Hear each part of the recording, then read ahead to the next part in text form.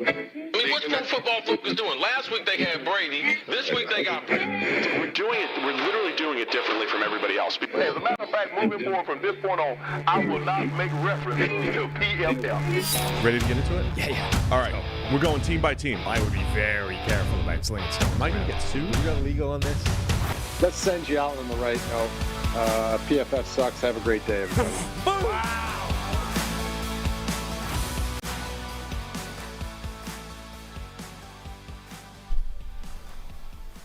Welcome into the PFF NFL podcast. Steve Palazzolo back, along with Sam Monson, live on a Monday morning on the PFF NFL podcast on YouTube. Or as David in the chat puts it, Big Goofy back in the house. Hey, that's what you're laughing at? Yeah.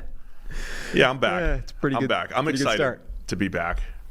I missed you guys. Yeah. Thanks for holding it down while I was gone during, pretty big week. Free Bad agency. time. But, free agency and, you've been gone for like weeks, months.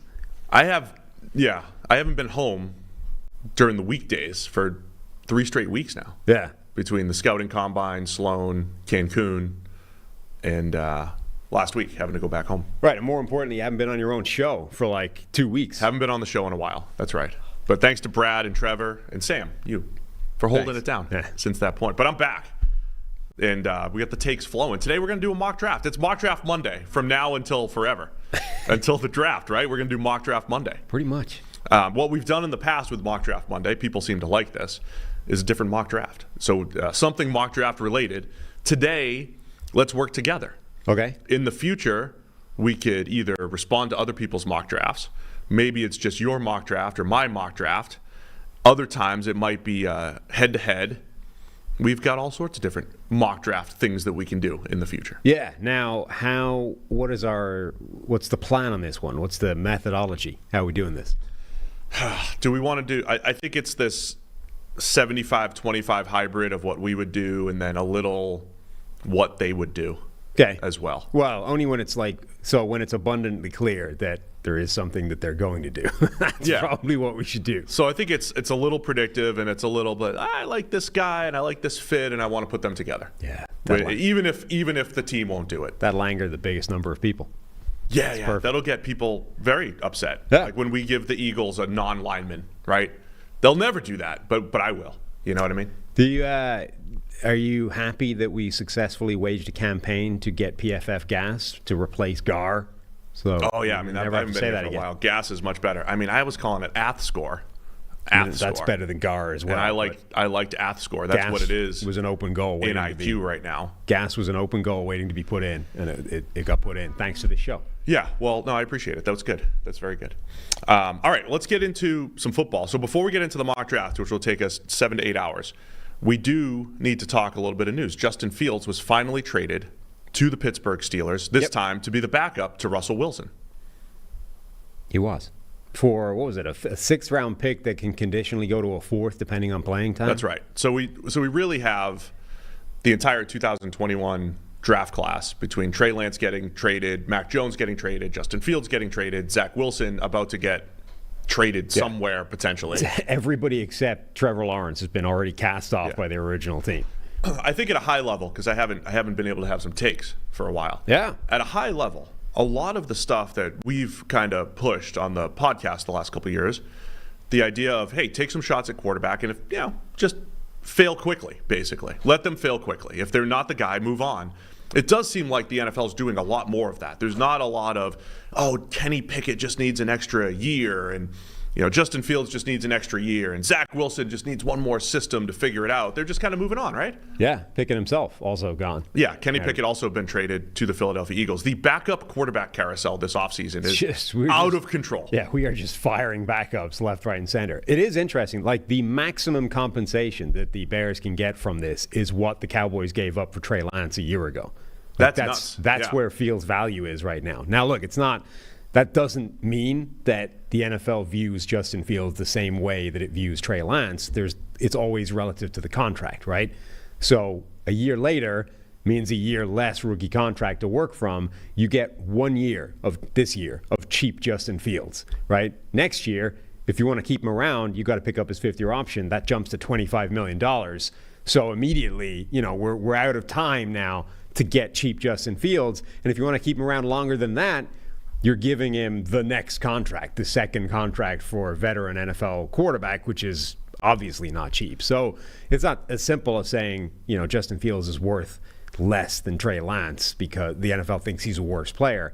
It's all relative to the contract. That extra year is everything. It's also relative to timing, too. Yeah. I mean, because all this other quarterback movement happened where the Steelers just waiting. I mean, all the reports are they had 4 different teams, and they're doing right by Justin, which, again, you're still sending him somewhere as a backup. Are they doing right by him because he wants to play for Mike Tomlin? He wants to be a Steeler. Well, he thinks Russell Wilson is old and trash, and he can beat him out. Like, what is that exactly? We also have no idea if that's true. No, we don't. You're right. Like, there are reports. The problem with NFL insiders Say it, Sam. The problem with NFL insiders becoming mouthpieces for agents, teams, or anybody else that wants to send them a text to give them information in exchange for their water carrying is you can no longer trust anything they say. So when one of those guys comes out and says, the Bears had several better offers on the table, but they chose to ignore them all to do Justin Fields a solid. That might be true, or that might be 100% horseshit thrown out there by the Chicago Bears to look better, right? And we have no earthly idea which, because you can no longer trust anything they say, because you know for a fact that they are putting out everything that's sent to them because it's information, right? Just to be clear. In the past, journalists were tasked with filtering that so that you could trust the information that was being put out at the end of it, right? They were responsible for saying, I'm getting 1 million pieces of information, but I know that 80% of it is propaganda, so I'm going to filter out what the truth is for people so that the people that follow me can actually get a version of the truth. Now it's like I'm getting 85% of or 100% of information, all of which is being put out to you people. We have highlighted that a few times here on the show. Yeah. Your favorite insider, when they have a tweet that goes out that's like, player X has signed with so-and-so. He's the toughest individual I've ever seen. He played through a broken arm,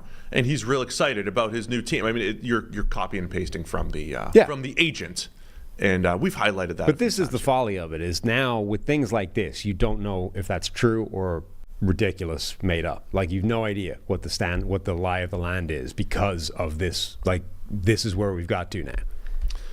All right, we ready to get into some mock draft stuff? Yep. I think because I wasn't here. By the way, I would just like to put on record the Steelers quarterback situation.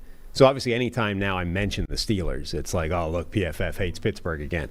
I tweeted out that Pittsburgh's quarterback room now looks like one of those YouTube car shows where it's like, I bought the cheapest Ferrari in the country, and let's see what's wrong with it and if it's going to bankrupt me by the end of this video series, Because Russell Wilson, Justin Fields were like dirt cheap reclamation projects, right? Wilson's playing for less than $1 million on the Steelers cap this year, and Justin Fields has been had for a 6th-round conditional draft pick. Now, I would also say that I think both guys are probably an upgrade over what they had in the building already before they got rid of quarterbacks. And I don't think that's a bad strategy for them. It's just slightly funny. Yeah, it is. I mean, did you get attacked for the funny joke? Oh, yeah. The 17 Steelers fans that I had remaining that I hadn't muted were all triggered by that. While I was on vacation, you were trying to trigger me, too, by sending me the Steelers person who I don't know if it was parody, trying to say that we were biased against Patrick Queen because after he signed, his ranking changed. Yeah. And he sent a screenshot of our individual defensive player rankings. So apparently the guy that tweeted the graphic was a parody account and had. But all the people believed it. Yes. So that's the problem. So the guy that actually did it is a parody account and faked the graphic. The million Steelers fans that tweeted it at people are so deep in their lunatic conspiracy that PFF hates the Steelers that they all believed it. They're good. Yeah. It's a weird landscape. Anyway, I think overall, though, I like the Steelers' QB strategy given the situation, right? I don't know if it leads them to a division title or a championship, but the idea that they have a very cheap quarterback room with upside, right? Russell Wilson used to be really, really good, so theoretically there's upside. Justin Fields might still have some upside. We've seen flashes of it. And they have a super cheap quarterback room where maybe they could deploy all these other resources, build up this juggernaut around them. I like that as an overall strategy. As somebody tweeted to me, they might find out that the only thing wrong with that cheapest Ferrari in the country is, like a busted spring. You fix the spring, you're good to go. Absolutely. I'm not saying otherwise. I'm just saying most of the times it's not. Yeah. No, I get that's it. why it's funny. But yeah, it's a good. They have now gotten 2 quarterbacks, each of whom is actually quite a viable option for them for almost nothing this offseason. That's good business. I think it's a pretty good outcome for an unattractive quarterback situation, starting point coming into this offseason. Right. So I'd say good job by Omar Khan and the Pittsburgh Steelers. Yep. Is 2024 bringing exciting or unexpected changes to your life? Well, here's a secret weapon to help you face those challenges with more confidence. It's a great term life insurance policy. That's right. Fabric by Gerber Life makes it simple to protect your family's financial future so you can focus on what's ahead, knowing your family is protected if something else unexpected happens. Fabric was designed by parents for parents to help you get a high-quality, surprisingly affordable term life insurance policy in less than 10 minutes. Fabric has flexible policies that fit your family and your budget, like quality policies like $1 million in coverage for less than $1 a day. Get your personalized quote in just minutes and then apply when it's convenient for you. It's all online and on your schedule. You can go from start to covered in less than 10 minutes with no health exam required. So join the thousands of parents who trust Fabric to protect their family. Apply today in just minutes at meetfabric.com/PFFNFL. That's meetfabric.com/PFFNFL. MEETfabric.com/PFFNFL. Policies issued by Western Southern Life Insurance Company, not available in certain states. Prices subject to underwriting and health questions. All right, man, we're going to do a mock draft. We're going to use the PFF mock draft simulator, which, by the way, if you use the promo code MDS, 30 MDS, sorry, 30 MDS. I'm rusty, coming back here. I know, sorry. You're going to get 30% off any PFF annual subscription. So we're going to use our mock draft simulator, which is cooking right now. The people are loving it. And we're going to go pick by pick. In the first round, we'll work together. It'll be a little predictive, a little guesswork, a little who do we like for a fit here. We'll just, we'll do whatever we want, a mishmash. Mm-hmm. All right? Yep. Chicago Bears are up on the clock. Easy. Caleb Williams. Williams, number Lock one. it in. We have in the past been accused of being long-winded. Yes. Generally, yes. But also specifically with regard to quarterbacks in mock drafts. Uh-huh. Last year, I think we spent about 30 to 35 minutes on Anthony Richardson during a mock draft, which was great. Fun. I liked it, but we won't spend too much time on the quarterbacks. To be fair, it's not an unfounded accusation. No. It's a fair cop. When I say we've been accused, again, and convicted. Yeah, convicted. Yeah. Fair. So we'll try not to break down all the quarterbacks. One thing that we do want to do in the coming weeks here, though, quarterback rankings, receiver rankings, those will be coming soon. You'll hear all of our strongest I'm teams. following along with the MDS as somebody in the chat has requested. I think once we get through the first round, there are 3 more teams that don't have first round picks. We should fire them as second round selection. Yeah, let's do that. Let's definitely do that. I like that. It's easier this year because there's only, what, you said 3 teams? 3 teams, last and year they're was all 7. Well, also they pick earlier than last year. Like last year, the 49ers' first pick was like 97. We did that last year. I remember simming all the way up to the Rams pick or whatever it was. Right. Yeah, it's easier this year because you don't have to go that far into the second. All right, start draft. We're going to go Caleb Williams, number 1, the USC quarterback. I think he's the clear guy at number 1. I think so. At number 2, there's not a clear guy. No. We'll get into our quarterback rankings again soon. I still think Drake May is QB2, though. And I'm not convinced that all the Jaden Daniels hype means he's going at 2. I do think, though, that this is the correct interpretation of this year's draft class. Like, when it first started, it was like Caleb Williams versus Drake May and something of a toss-up. And now it's Caleb Williams is number 1 consensus. And then is Drake May even QB2? It's, Drake May, Jaden Daniels. You're hearing a bunch of people. This is hard. This one is hard to figure out what's real and what's smoke. A lot of people are saying, look, you might not get it with J.J. McCarthy, but the NFL loves him more than the media or like the outside noise does, which might be 100% nothing at this point, right? Or it could be true, and actually J.J. McCarthy is in this conversation for QB 2-3, whatever. Hard to know, but I think that's the correct dynamic, that it's the more you look at this class, it's Caleb Williams by a mile and then other people. Yeah, I'm a little surprised that people have soured on Drake May that much, but there are enough people souring on him, and it's not like there's a combination of heard this from the NFL and I did the evaluation, and so there's enough evaluators out there that aren't, hey, Drake May's the slam dunk number 2. I do think it's going too far, but I think it's the right direction to be moving in. Like when I first looked at his, not when I first looked, when I looked more into his tape, I'm like, man, there's actually quite a lot of concerns I have here. I certainly don't know. There's a gap between him and Caleb Williams was my initial take. And we should be talking more about Jaden Daniels versus him, blah, blah, blah. And now it's like, he might be QB4, he might be QB5. I'm like, come on, at some point, stop the thing rolling too far in the other direction. He's not that bad, and his tools are still insane. Like, let's not go overboard with the overcorrection here. Yeah, so look, has Chris Sims put his QB rankings out, by the way? Yes, he did. They're not, hang on. They're not crazy? No. So just to stay on point with the and we'll have to get Chris on the show again this year. Loved having that discussion with him last year. It was at the point where Chris had many position groups done by the time we had him on last year. All right, you ready for his quick? So he does, yeah. There's always something in there that, makes... Number one, Caleb Williams in a class of his own, according to him. Number two, number one in any other year, according to Chris, Jaden Daniels from LSU. And then tier 3 franchise starting quarterbacks, Bo Nix, Michael Penix Jr., J.J. McCarthy, and then tier 4, Drake May. He's that low on Drake May. Yeah.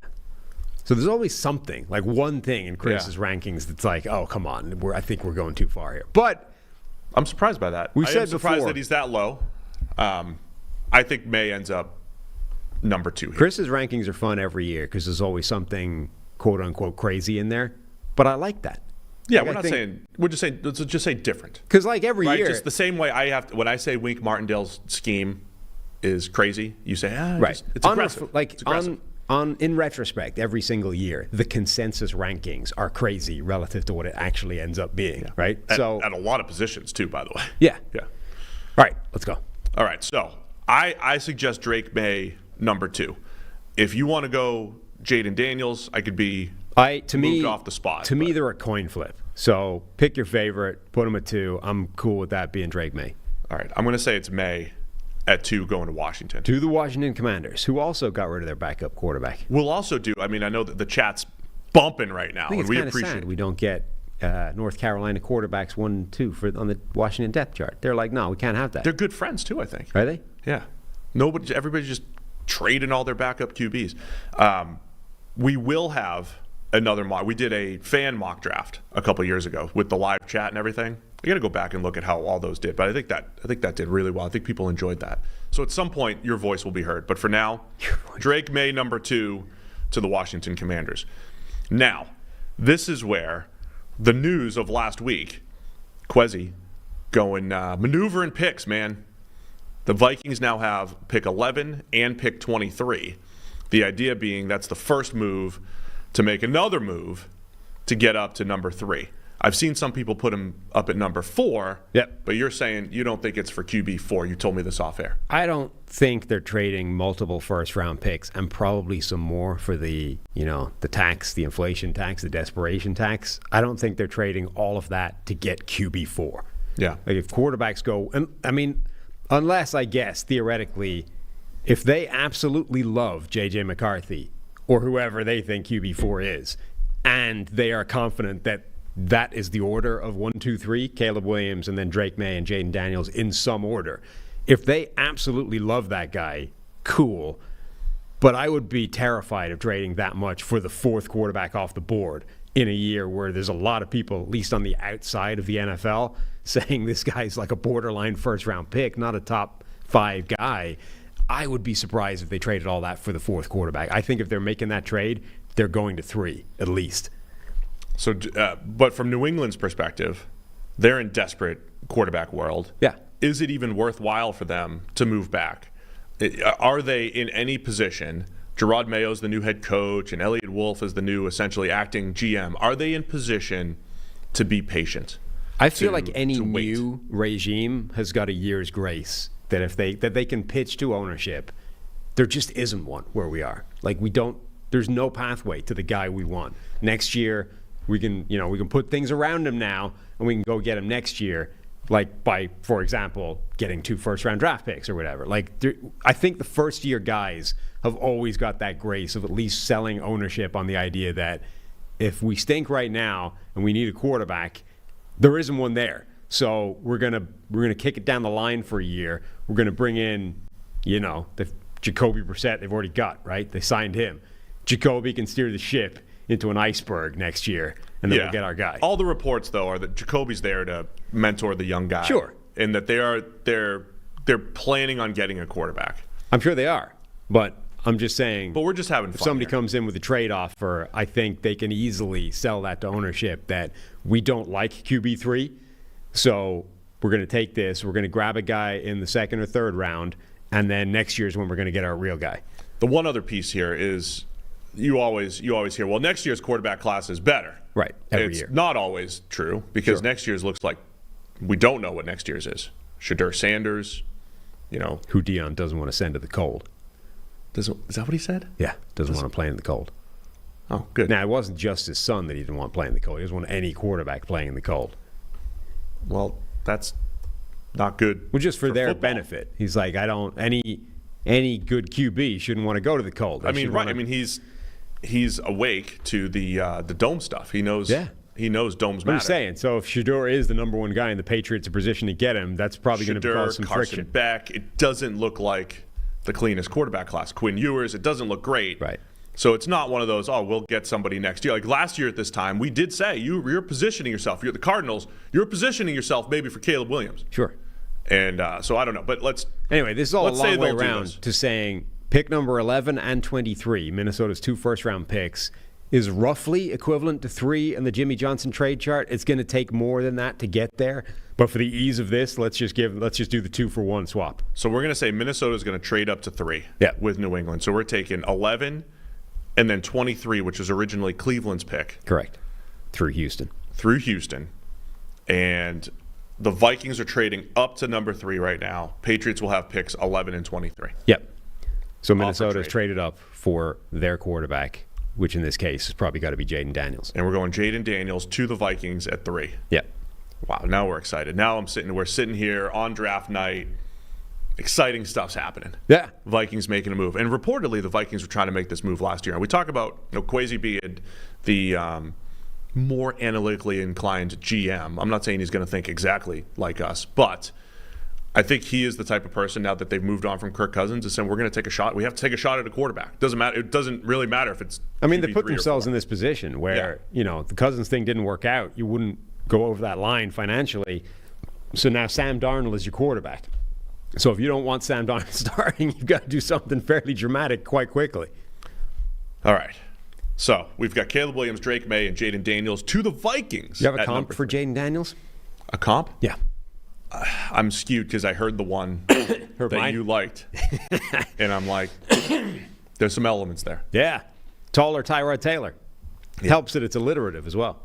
Again, we promised we wouldn't talk too much about the quarterbacks, but I want to say this really quick. Ben Solak, the next Peter King. The next Peter King. Well, Peter King gave Ben the endorsement Did he? in his farewell column. I still haven't read that. What did he say? It was like he mentioned a few of the really good columns around the NFL. He mentioned our friend Sando, and he mentioned Ben Solak, who's just doing great work. So when I saw Ben at the combine, I kept calling him Peter. I was like, hey Peter, Ben Solak here, the next Peter. Like 20 years from now, Ben's going to be like the 2024 draft. Yeah. We got Caleb Williams, and then it's just a crapshoot. We don't know if it's Drake May. He's just going on. Pass the torch to Ben. So Solak brings up the point, Ben, that the NFL valued, put him in air quotes, valued Justin Fields as a 6th rounder, but then wants to pick Jaden Daniels at 2 or 3 overall. Yeah. Basically saying, hey, similar skill set. Sure. And I get, like, the people that came back, mostly analytically inclined, say, well, you've got the unopened box. You have the unknown versus expected mediocrity of Justin Fields, which is fair. Like, that's the right answer. However, and the contract. But there's a big discrepancy between pick 2 or 3 and 4th round conditional, 6th round conditional pick. That's a big difference in value. Yeah. That's the point. There is. But there's But it's a similar skill set that the NFL didn't. Think about every time we thought that the NFL valued Fields. We thought he could go number 2. He was supposed to be the number 2 pick for a while behind Trevor Lawrence. Dropped all the way to 12, right? We thought Fields, when you put the pieces around him in Chicago and he showed flashes in 22 of just being an incredible playmaker, we kept waiting for this next step with Fields. We kept waiting and waiting and waiting. But this is the skill set that the NFL didn't really value. Holding the ball too long, taking too many sacks, creating plays with your legs, being an inconsistent passer. Now, the Jaden Daniels and being younger Yes, than Jaden Daniels. Maybe not now, but I mean like relative. But the contract is always, you can't just say these guys are roughly the same, therefore it's crazy that one guy goes for a 4/6 and the other guy's going to go 2 overall, because the contract is the only reason the first guy is going for a 4th and a 6th. Like Justin Fields has 1 more year of cheap money, right? Whereas Jaden Daniels, if he goes number 2 overall, is going to have that kind of money for the next 4 years. That's why it's different in value. In addition to the unknown and all that kind of stuff. You can't make that statement without referencing the contract. No, I get it. I understand. It's still like a guy that you're investing in, though. It's still a guy that you're buying into. Anyway. Pick number 1, 2, 3. All quarterbacks, done. All quarterbacks. There the we go. Cardinals are on the clock at 4. I did think when Minnesota made that move, if they were willing to come up to number 4, the biggest winners here, of course, are the Chargers at 5. Because, if the Chargers could come away with Marvin Harrison Jr., that would be... Having got rid of all their receivers. Having gotten rid of all their receivers and pairing him with Herbert, I think that'd be incredible. And that changes the whole dynamic. Remember, up until that point, the narrative was picks number 1, 2, 3 are going to go. Then Arizona might do something if they get the trade offer for QB4. And then the most open secret in the NFL is that the Chargers' number 5 pick is like open for business and they would desperately love to trade down. Now... it's like they don't have any receivers. So they're like, forget trading down. We have to grab the best receiver on the board. So right now we don't have the Chargers on the board yet. We do have the Cardinals at number 4. I think we've always slotted them in. If they're going to stay there, we've always slotted them in as Marvin Harrison Jr. Yeah. He's next up on the PFF draft board. They lost Marquise Brown. I don't see how they don't draft Harrison Jr. at this point. That's what I would do as well. So Arizona takes Marvin Harrison Jr. at number 4, the first non-QB off the board here. Puts the Chargers up on the clock at 5. I think the Chargers and the Titans, 2 teams having this similar debate. Not that the Chargers are massive. They don't have a massive need on the offensive line, but I do feel like it's between tackle and receiver, right? For the Chargers, they want to run the ball. Greg Roman coming in. To me, it's a Joe Alt versus Malik Neighbors question. I think those are 2 of the handful of blue-chip non-quarterbacks in this draft. I think the Titans at 7 have those similar discussions of receiver versus tackle. What are your thoughts here on the Chargers at 5? I think they've put themselves in a position where they can't pass up wide receiver. Remember, like we always talk about how free agency is supposed to fill holes so that you don't go into the draft with a need that you have to fill with the first couple of picks, right? The Chargers have put themselves in a position where their wide receiver depth chart currently looks like Quentin Johnston as your starting X, right? One of the worst receivers in the NFL last year as a rookie. Joshua Palmer, your only proven receiver of any description. Darius Davis, the kind of punt return specialist. Gimmick right. player. Now is like your slot. And then Donald Parham as tight end. I mean, they can't come out of the first round without a starter at receiver. Even if the starter is Brock Bowers, receiver, tight end, right? This has to go on the best guy on the board. Yeah, I'm still trying to wrap my head around the Greg Roman connection, the fit with Justin Herbert, since Roman has done most of his work with not just a running quarterback, but a running quarterback that is a part of the designed running game, the Colin Kaepernicks and the Lamar Jacksons of the world. But I will say, if they're going to be tight end heavy, which again is a Roman and Harbaugh type of thing, maybe they only need most teams in the NFL. I say get to 3 and 4 deep at receiver. Maybe you get to 2.5 if you're the Chargers, right? You don't need as many receivers, but you still need one, right? You still need a big-time player. At the moment, they're going to get to 1.5. I get it. This big. I get it. So I think I would go Malik Neighbors here. I'm tempted the fit of Joe Alt. I'm a big Joe Alt fan. I think he's clear tackle 1. The Chargers could put him at right tackle, be a good fit, run blocker, pass blocker. He could do it all. But I'm going to go, I would say Malik Neighbors here. I think he would too. I think Neighbors and Odunze are very close together. And I actually think either one of them in most years is wide receiver 1. But in this year, one of them is going to be wide receiver 3, I would imagine. If you could convince me that Neighbors' shoulder shrug release thing is not going to be a problem in the NFL. You're just going to harp on that all draft It's his only flaw is the reason. Like if you take that out, if that's now gone, if that doesn't exist on his tape, if that's been removed from the equation, he's wide receiver 1 and he's a superstar. Like at that point, there should be a conversation about Neighbors versus Harrison. Forget everything else. Other people are having that. Other people are having that conversation. So if you could convince me that that isn't a problem in the NFL, then not only is he worth this pick, but as I said, he should be being talked about as wide receiver 1. And then Odunze just has this incredible composite of physical freakish ability, like amazing at every level. Just his potential is out of this world. I just don't think he's as polished as the other two yet. Do you want to go Neighbors then? Yeah. All right. Malik Neighbors at number 5. Los Angeles Chargers. That gives us the 3 quarterbacks, Caleb Williams, Drake May, Jaden Daniels, 2 wide receivers, Marvin Harrison Jr., and Malik Neighbors. Puts the Giants up on the clock at 6. They're another one of the teams rumored to go make a quarterback move because there's a lot of those teams. Giants at 6, Broncos at 12, Raiders at 13, all in the market for quarterback. Do they go J.J. McCarthy here? Do they go with QB4 and take a shot at number 6, or are they still kind of building the rest of their pieces around Daniel Jones? I kind of feel like they've just resigned themselves to, remember was it Brandon Beane got a ton of credit at the Combine for basically saying his approach in the Josh Allen trade was, if it works, great, nobody's going to care how much we gave up, and if it doesn't, I'm not going to be here anyway, so what the hell, right? Now, I don't know if that's necessarily the soundest strategy for the team. On a personal level, it makes a ton of sense, right? But it is quite a selfish outlook of the world for a guy supposedly, stewarding your billion-dollar franchise. I wouldn't like that as the billionaire owner.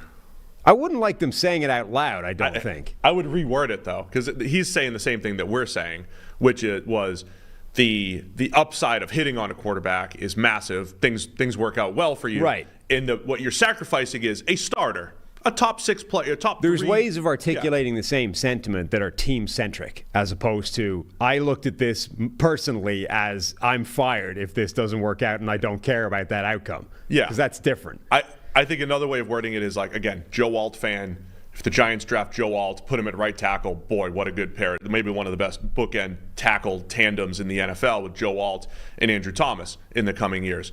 But if Joe Alt becomes, a Hall of Famer, it might not matter for the Giants actually winning football games. Whereas if they draft a quarterback and it happens to be a J.J. McCarthy, even if he sits for a year, learns, and then becomes your guy, and you have a rookie contract quarterback to build around for the coming years, that has a bigger impact than, say, a Hall of Fame tackle. Yeah.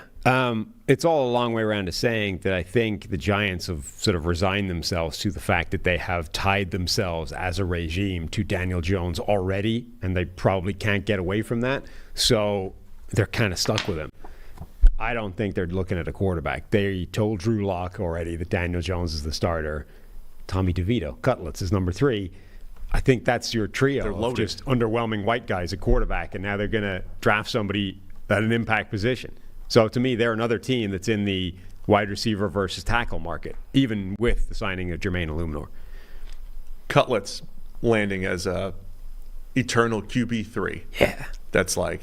Man's bought himself like a decade of QB3. He's spooling up, Prince Spaghetti Night on Wednesday and everything. He's going to have QB dinners for, film grinding with Daniel Jones and Drew Lock. It's going to be an incredible morale boost for the next 8 to 10 years. That's the real American dream, right? It's not actually the Kurt Warner story, right? Making it and becoming a Hall of Famer. It's having just enough of a run, 2 or 3 games, to buy yourself a decade of QB3. Beautiful. Those guys are getting whatever it is, $500,000, $800,000, $900,000 a year to just sit QB3, dress on game day, get to cosplay as a quarterback, and just live the life. My old teammate, we're in AAA with Seattle. He gets called up to the big leagues. He's now the Royals pitching coach, Brian Sweeney. Gets up there, doesn't pitch for 2 weeks. So I sent him a text like, "How's it going?" He goes, "Oh, I'm just up here, just waiting for my opportunity." I'm like, "This is awesome. You're the 12th pitcher on the staff, getting paid, getting that big league money, that big league food, just sitting there. It's great. That's the dream." Tommy's got that opportunity. Tommy's living the life now. All right, we're going to stay on course here. So anyway, to me, they're tackle versus wide receiver again, along with half the first round. So at receiver, Jalen Hyatt from last year, Wan'Dale Robinson, Darius Slayton. Similar group, all coming back. Did Darren Waller retire? If he did, I missed it. Officially? Did I see that, or was that fake? No, that was fake. I read it, and then I looked. I said, that's the fake account. There's some guy that does a lot of fake Giants news. It does say Ponder's retirement in a bunch of news. Now they might all be They might be citing fake. They might be citing. But there's a lot of them. I think they got Illuminor to play right tackle. Yes. And I think that was a good move. They also signed John Runyon. I think that was a more questionable move. But either way, I would not let that investment dissuade me from drafting Joe Alt and putting him immediately as my day one right tackle. Illuminor becomes the swing tackle, and then Evan Neal, whatever they swing tackle, kick him into guard, move John Runyon to the left side. I feel like there's a way of shuffling that offensive line that will make them all get on the field if that's what you want to do. And I just don't think you should look at that and say, hey, we made these modest investments, let's not draft Joe Alt, who could be, a franchise-altering, elite tackle. This is also, by the way, with knowing the sunk cost of Evan Neal is already sitting there on the roster. Again, just don't let it influence your decision. Yeah, and just missing on Evan Neal a couple of years ago means nothing with your evaluation of Joe Alt. Right. And I just really want Joe Alt to Tennessee. Sure, that's the most natural fit. I'm just saying, if you're the Giants, I don't think you should be looking at Illuminor and John Runyon and Evan Neal as a three-man combination that goes, well, Joe Alt's off the board now. Can't possibly do that. The other elements, I don't know if this matters, but I think Alt and Adunze are both great players. But Alt is, I think, tackle one, again, pretty clear. Adunze being receiver 3, as you said. Maybe he's receiver 1 in any other year. There's that aspect of it. I was firmly on the Jamar Chase over Penei Sewell, slightly side a couple years ago. But I think both for the Giants and the Titans, their O-line situation was so disastrous last year and previous years. That's where I would go, the line. So I'll take Alt. Wow, screwing yourself a pick later, huh? Yeah, I mean, it's messing up what I want to do with Tennessee, but... All right. I don't hate it. As I said, I've just spent 3 minutes arguing that you shouldn't let the 3 people they currently have on the roster for that right side. I was agreeing with you. I was being agreeable. Yeah. That's great. All right, Tennessee Titans are up on the clock, and now I'm upset because I don't get Joe Alt. First thing I do, if I'm Tennessee, though, is I'm moving Peter Skoronski to tackle. That's the first thing as Tennessee GM. Left or right, we're giving him an opportunity to play tackle. That could help things a little bit. They signed Lloyd Cushenberry to play center. They still have a lot of work to do up front, though.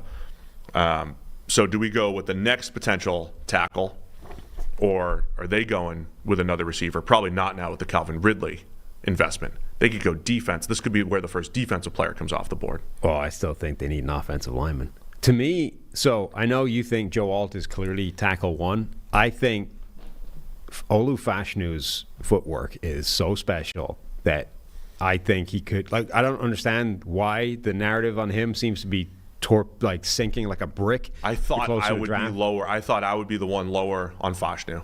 That I would be the one saying, but his run blocking.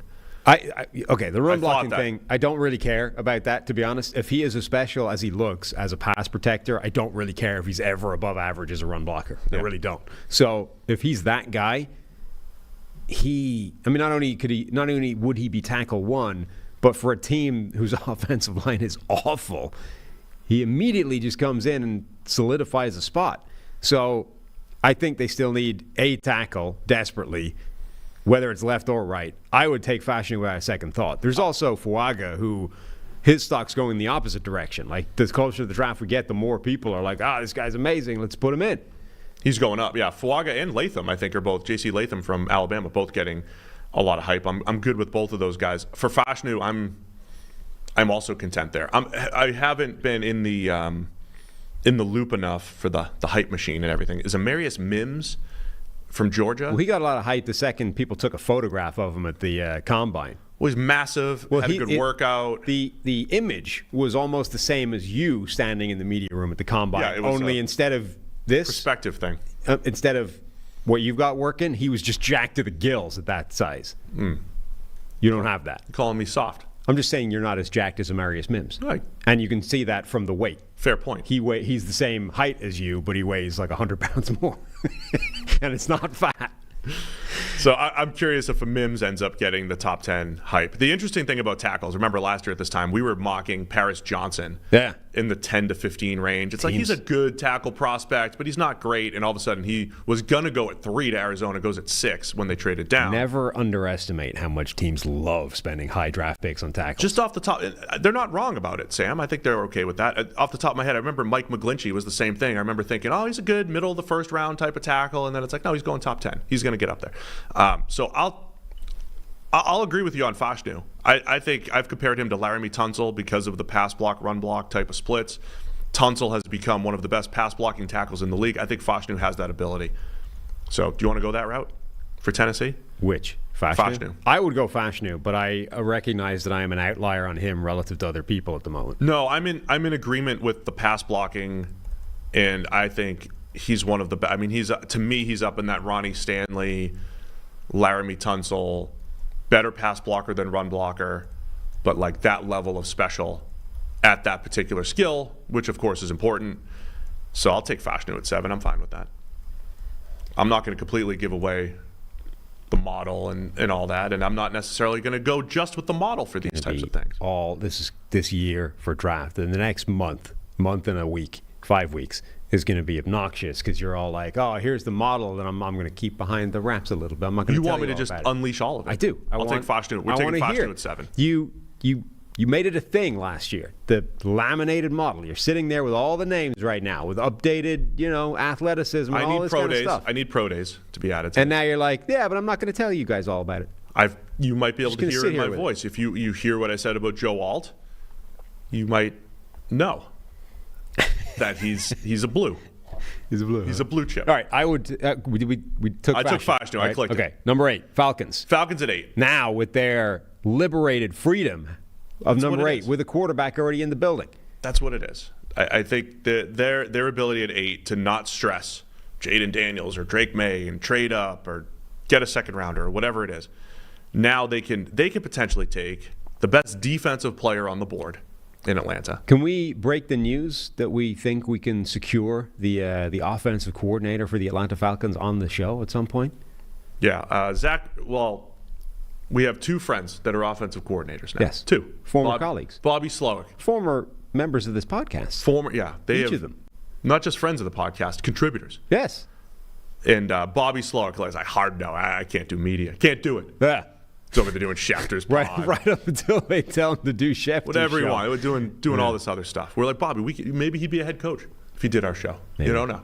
Now he's stuck with his pay rise. With his more money at offensive coordinator. Yeah. But Zach did not give us a hard no about joining the show. So maybe we'll get him in the future. He needs to be one of those like weekly contributors. Weekly, yeah, the Pat McAfee thing. We don't have $1 million to pay him for that. I actually never want that because I don't want to have to do the interview. Be like, hey man, you got shut out last week. Right. What went wrong? So Atlanta 0, Tampa Bay 42. You're getting trashed in the media for calling 42 runs and 12 passes. Why'd you do that last week, Zach? So I'm not ready to do the weekly. You do need the freedom to just, hey, how about we have a rain check this week? Yeah, like the Buffalo, like the radio guys sometimes do. We're like, hey, we can't have you on a Ford today. The Sabres coach is, he's become unexpectedly available. Breaking news today. Right. We'll do next week. He's become unexpectedly available. We're going to have to bump you. We need like the out for Zach. Things haven't gone well that week. So Zach has some very, very important, perhaps on location draft meetings this week. They're having draft meetings at that place I told you. Yeah. He's got draft meetings this week with the brass in Atlanta. But in the coming weeks, hopefully we can get him on the show here. Cool. So they now have Drake London. They signed Darnell Mooney. They got Ray McLeod from San Francisco. Kyle Pitts, obviously a tight end. Bijan Robinson, Tyler Algier. They are fairly stacked. They got Rondale Moore somehow in Desmond Ridder, getting rid of him. This is a pretty stacked offense. On the other hand, they're sitting there at number 8 overall with Rome Odunze on the board, who we said in most other years would be wide receiver 1. This is where I would just imagine. I'd be sitting there in the draft room picturing and maybe enticing people to make bad decisions. Because I would say, I know we just spent the 4th overall pick on a supposed generational tight end 2 years ago, 3 years ago. However, could you imagine all those playmakers plus a Brock Bowers? Wow. Could you imagine that? Just picture all of this. I mean, I am also going to be planting seeds in the head of former colleague Zach Robinson that I think Pitts needs some X reps. I think you need to give him a shot. Yeah, he's an X, and Bowers. I mean, think he could play Tin Cup. Think about the Tin Cup playing. Brock Bowers. Oh, look, he's a fullback running wheel routes now. Think about all the ability here. I just feel like Zach owes it to science to see what Kyle Pitts can do as an X. We'll see how much he conveys. He just texted me. Yeah, well, we can ask him a whole bunch of things that he won't answer live on the air when he's. He just texted me right now. Yeah. Because I'm spreading a lot of hype about another potential first-round receiver. I think first-round receiver. Anyway, we'll see how he answers, because I don't know if Zach's going to be in the more traditional, like, tight ends play tight end, running back plays running back, and it'll all work out, or if he is going to be trying to move pieces around a lot. So they've got Rome Odunze, they've got Brock Bowers, and then they've got any defensive player they want off the board. Like first defender off the board, effectively, is their choice, right? So based off the moves they made, personally, my eyes are lighting up, right? I don't think you can ever have too many playmakers. I think if you're going to play the Kirk Cousins strategy, right? When you go and get Kirk Cousins, there's enough teams in the league who are like, of course we're not going to take Kirk Cousins. He's not the guy that's going to lead us to a Super Bowl. And then there's enough teams like the Falcons who are like, well, the alternative is so bad. We're absolutely all in on Kirk Cousins. If you're going to play that game, you go nuts for playmakers. You just go crazy. You just have so many options, and that's your best chance of winning. Yeah. And so that part of me says, give me the next best playmaker here. Give me Rome Odunze. Like, Darnell Mooney becomes my 3, and he's more of a deep threat anyway. Like, Darnell Mooney shouldn't keep me away from Rome Odunze. Odunze in London, Mooney as a 3, Rondale Moore and Ray McLeod. Boom. We've got playmakers plus Pitts at tight end, plus Bijan. I know I recited everything you just said. Yeah. I'm attracted to that. I'm attracted to the Bowers thing. I don't think it's likely. Right. They bring in Charlie Warner as more of a blocking tight end to complement Pitts. I don't think it's likely. But I think you have to have those conversations if you're Atlanta. I think the first corner off the board is very much in play here. A.J. Terrell is still there. They don't really have cornerback 2, really. Clark Phillips, maybe, but he's a typical slot guy. Now you're wanting him to be your number 1 or your number 2 opposite A.J. Terrell. This, I think, is a real potential for the first corner off the board. Yeah. Honestly, Sam, I think it's a really good draft for a lot of high-value positions. Receivers, tight ends, corners, edges. I know you and I both love Laiatu Latu from UCLA. Mm-hmm. I think edge is in play here. Jared Verse, Latu. I think Dallas Turner realistically will be in play. You and I are lower on him than some others. Those are all realistic plays. I don't hate the cornerback view, though. Are you going to be, we've talked a little bit off air, but are you going to be with me on Terry and Arnold as CB1? Probably. Terry and Arnold has the best man cover skills I can remember for a cornerback coming into the NFL draft, right? They are sick. They are better than Sauce Gardner's were when he came in. They are better than any corner I can think of. But his zone coverage skills are nowhere near as good, and actually I think probably a little bit below the average of the top tier corner prospect coming in, and most NFL teams play zone most of the time, so that's a little bit worrying. But zone match, though, I mean, you're going to have plenty of one-on-one I know, but I'm so in love with his man cover skills that, like, this is where, the head over heart thing, my head would be going, don't go crazy here, there's enough flaws here to be scary, rein it in. And my heart would be going, throw in the card, get him. I'm with you. I think I was on the plane to Cancun grinding. I was on the plane, sitting next to my wife, grinding Terry and Arnold film, texting you, because I missed you, while I was headed off to Cancun. And I was like, man, that dude's awesome. Man coverage skills. I'm with you. So I would be okay with Arnold. He's currently number 12 on the consensus draft board, NFL mockdraftdatabase.com. He's number 12 overall. Quinyon Mitchell from Toledo's number 13. Nate Wiggins from Clemson's number 20. Those are the top 3, I think. Yeah, I think that's fair. I think that's a fair. You see Wiggins packed on 10 pounds for his pro day? Oh, so he's heavier now. Yeah, by 10 pounds-ish. So he did exactly what they all try and do, right? He got all the weight off, ran 4.27, and then put 10 pounds back on the next week. That's great. So now he looks like he's heavy and fast. Right. Heavy enough and fast. I'm okay with Terry and Arnold. Do you want to do it? Yeah, what the hell not? Let's go. Let's do it. Let's do it. Arnold, CB1. By the way, I sent this text to Trev when I watched him. I finally got around to watching Terry Arnold, and I'm so mad that anybody ever told me Kool-Aid was better. I think Kool-Aid's still good. He's still good. I was angry that was a thing. I got to go having back. Watched him. I got to watch more Kool-Aid. We'll do some cornerback rankings at some point too. I'm always fascinated to hear your wide receiver and cornerback takes. I think all of our listeners are as well. And we try not to share them too much to each other. Fascinated is a kind word for it. We're just they're ready to be angry. Yes, ready. That's exactly to what be it is. angry. Uh-huh. All right, the Bears are up on the clock at number 9. They've been linked to grabbing a receiver. They have DJ Moore. Just traded for Keenan Allen for a 4. Oh, man, I love that so much. I mean, look, I just want to compliment that move. Again, I know you're bringing in, bigger money and the whole thing, but they've had money. But this is why I wrote about this. Like, having a lot of cap space is not about just getting to free agency and being able to fire money left, right, and center, right? It's about having the flexibility to take on the bad contracts that other teams have to get away from because they don't have any cap space, right? Yeah. This is... You can't. I mean, he was on the hook for like $34 million in cap hit for the Chargers this year, right? There's no way you can spin that to say that's a good contract to be taking on. But he's a really good player. So for some teams, they're looking at that and going, we have to get rid of one of our best players because he won't take a pay cut and we're stuck with this prohibitive salary cap number. Chicago is looking at that and going, he's a good player, and we have so much cap space we need to spend so we can take on a crappy contract for a year or two. Let's go grab him for a 4th-round pick. It's a steal.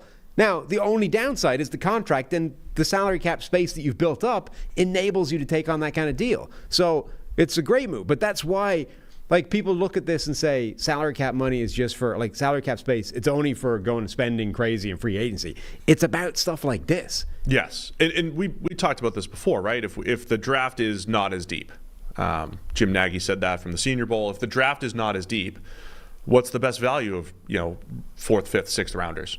Trading them for veterans, right? If you could trade them for starters, I think that's always a viable play. I think it's always a viable play to load up on draft capital to take shots in the draft, and also if you have the cap space to grab a veteran. So I love this move for Keenan Allen. Long story short, DJ Moore, Keenan Allen. Tyler Scott's there, but look, Rome Odunze is on the board here. They added Gerald Everett as another tight end to complement Cole Kmet. Love that as well. Rome Odunze's got my eyes wide here. I would find it very hard to pass on Rome Odunze at this point. I understand you've got Keenan Allen and DJ Moore and Gerald Everett. Technically speaking, you're set, quote unquote, but Allen's not a long-term fix. He's 32. And even if he was, there's no way that the trio of Allen, Moore, and Odunze, particularly when one of them is cost control for a while, isn't just a phenomenal group to have around Caleb Williams. If you could trade out, sure. Again, you could go defense. I don't think I would pass on Odunze here. I don't have the numbers in front of me. I was trying to look them up. But the argument against, the Bears definitely need more draft picks. It depends on how you look at it, right? Yeah, they don't have a lot of... Their 4th-round pick this year is Keenan Allen, right? I mean, that's one way of looking at it. The other part is, okay, we want to continue to accumulate picks and stay young, but they added a lot of picks last year. They were young last year. Right now, they have pick number 1, Caleb Williams, pick number 9, what we're dealing with now, pick number 75, their 3rd-rounder, and pick number 122, a 4th-rounder. Now, to be fair, they're all in the right area of the draft. They stop having picks at the point where there stops being good players available. Yeah. So and as you said, one of their 4th-round picks is Keenan Allen. But I do think you would want to accumulate more picks if you could. On the other hand, I don't want to pass on Odunze. I don't want to either. The only thing I was going to say, if you look historically, I still think they need a lot of defensive help, particularly on the defensive line. Sure. A huge Latu fan, huge Verse fan. Dallas Turner's there. If you're going to pick edge rushers, I can't pull up the numbers right now, but it's basically double the hit rate when you're talking about finding good players and finding starters, 1st round versus 2nd round for edge rushers. So the scarcity aspect comes out. And I do think there's consensus-wise, there's those 3 in the top 15. There's Chop Robinson, who, consensus has him at 26 right now. Grabbing one of those top edges, knowing it's harder to find those guys later, receiver, we know how deep this draft is. So as good as Odunze is, you can get receivers in the second, third round. The hit rate on second, third round receivers much higher than edge. Yes. That's the argument, I think. If you're the Bears at 9, that's the argument for going defense here. Sure. I would make the point that there are still edge rushers out there in the open market. Like, I would take a Dunze, and then there's going to be a bunch of guys that get signed after the draft once people understand. By that I mean NFL veteran free agents that get signed after the draft once teams have a better understanding of what they've been able to fill with the draft, right? Right now, Chase Young, Jadeveon Clowney, there are guys out there that can come in on a 1-year deal for $10 million and fit your other starting edge rusher spot and put you in a good position. Yeah, I think you're right that if you actually need to hit the rookie, you probably need to take him at 9, but you don't need to hit the rookie this year. All right, you want to go Roma Dunze? I do. All right, let's do it. Roma Dunze going to the Chicago Bears at 9. Love it. I mean, I think most Bears fans who aren't sitting there still crying about Justin Fields getting traded. There's a few of those, I guess. If you're a Bears fan, most of them are pretty excited about this. Yeah. Caleb Williams, add a How could you Dunze not be? I mean, that to the mix with DJ Moore and Keenan Allen as your 3, like your possession slot. Whether with or not Dunze and Moore on the outside, yeah. Whether or not Caleb Williams ends up working out, you can't accuse Chicago of repeating their Justin Fields mistakes in terms of setting him up for failure. Like, if they do this, they are building around Caleb Williams immediately. And if you look at what Ryan Poles has done as GM there, we said, okay, what did the Bears do a couple years ago? Well, they had to get out of a bad cap situation, and they had no draft picks. Right. They were in a rough spot, and they added a ton of draft capital over the last couple of years, reset the salary cap, and went from position of weakness to a position of strength to everything that you said, the ability to bring Keenan Allen in for a 4th. So, yeah, that's why they were able to build around their next quarterback here in Caleb Williams, and now makes them much more competitive with the Dunze on the outside. Mm-hmm. All right, let's go Jets at 10 here.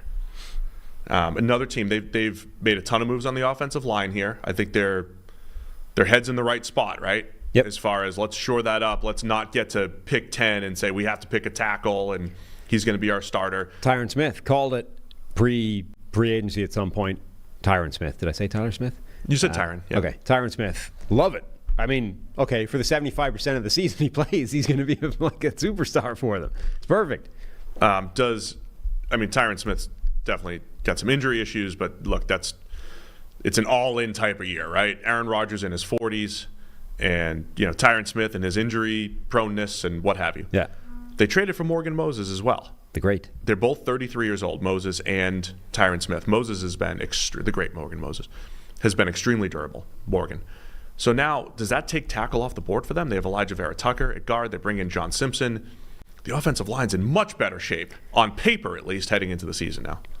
It is. I don't think it necessarily takes it off the table, but it does what we talked about, which is they don't need to do it now. Like before, the Jets taking a tackle at this spot was basically a foregone conclusion. Now, they can still do it, but I don't think they need to anymore. And it does give them the option, which is why this is important, right? Well, what if we don't have to do that? Could we do something else? The Jets would be an interesting landing spot for Brock Bowers. Yes. Because they don't have the best receiving corps in the world. They have Garrett Wilson, who is a superstar. We love the connection with him and Rodgers. You've got a couple of young guys, Xavier Gibson, Brownlee, who we don't really know how they're going to go, but Rodgers doesn't tend to have it's Garrett Wilson. Yeah. Right and now. Rodgers doesn't tend to have an amazing connection with very young players. And then it's the guys that Aaron Rodgers brought in, right? Alan Lazard, et cetera. So it's not terrible, and Garrett Wilson alone means it's pretty solid, but I don't see, this is too rich for wide receiver 4 in this draft, in my opinion. 10, right? Yeah. But it's especially not. given the depth. I mean, Right. there's Come back in 20 a second. receivers that can go in the top 3 rounds, right? Come back the next round or two and get a guy instead of at number 10. It isn't, however, too rich for Brock Bowers, and it's not like they have tight end superstars either. So that would be really interesting to me. I could be talked into this one. Bowers to the Jets at 10. I know zero Jets fans want to hear this, but I'll bring this up again. I think there's an advantage to looking at edge rusher, and there's an advantage to looking at defense in this 10 to 15, 20 range. You would make them so mad. They would be so mad. So mad. But Robert, Saleh is like, the lone wolf in that room be like, well, what about Verse? Is there anything to be We said? just lost Bryce Huff. What about Jared Verse? Is there anything to be said for another edge rusher? They No, lost Robert, Bryce there Huff. isn't. They lost Bryce Huff. They did. Will McDonald Breakout. and Jared Verse Breakout season. and Jermaine Johnson, John Franklin Myers, Quinnen Williams. Former first-round pick Javon Kinlaw. Javon Kinlaw's coming in. I'm just saying, I feel like that a lot of discussions are happening during draft meetings. Yeah. I feel like because they did well in free agency and with the Morgan Moses trade, they did well enough to take tackle off the real need list that they could talk defense. They could talk defense. I mean, to me, the conversation would be Brock Bowers, pick your favorite defensive player. Corner would be in play, even though they have DJ Moore and Sauce Gardner.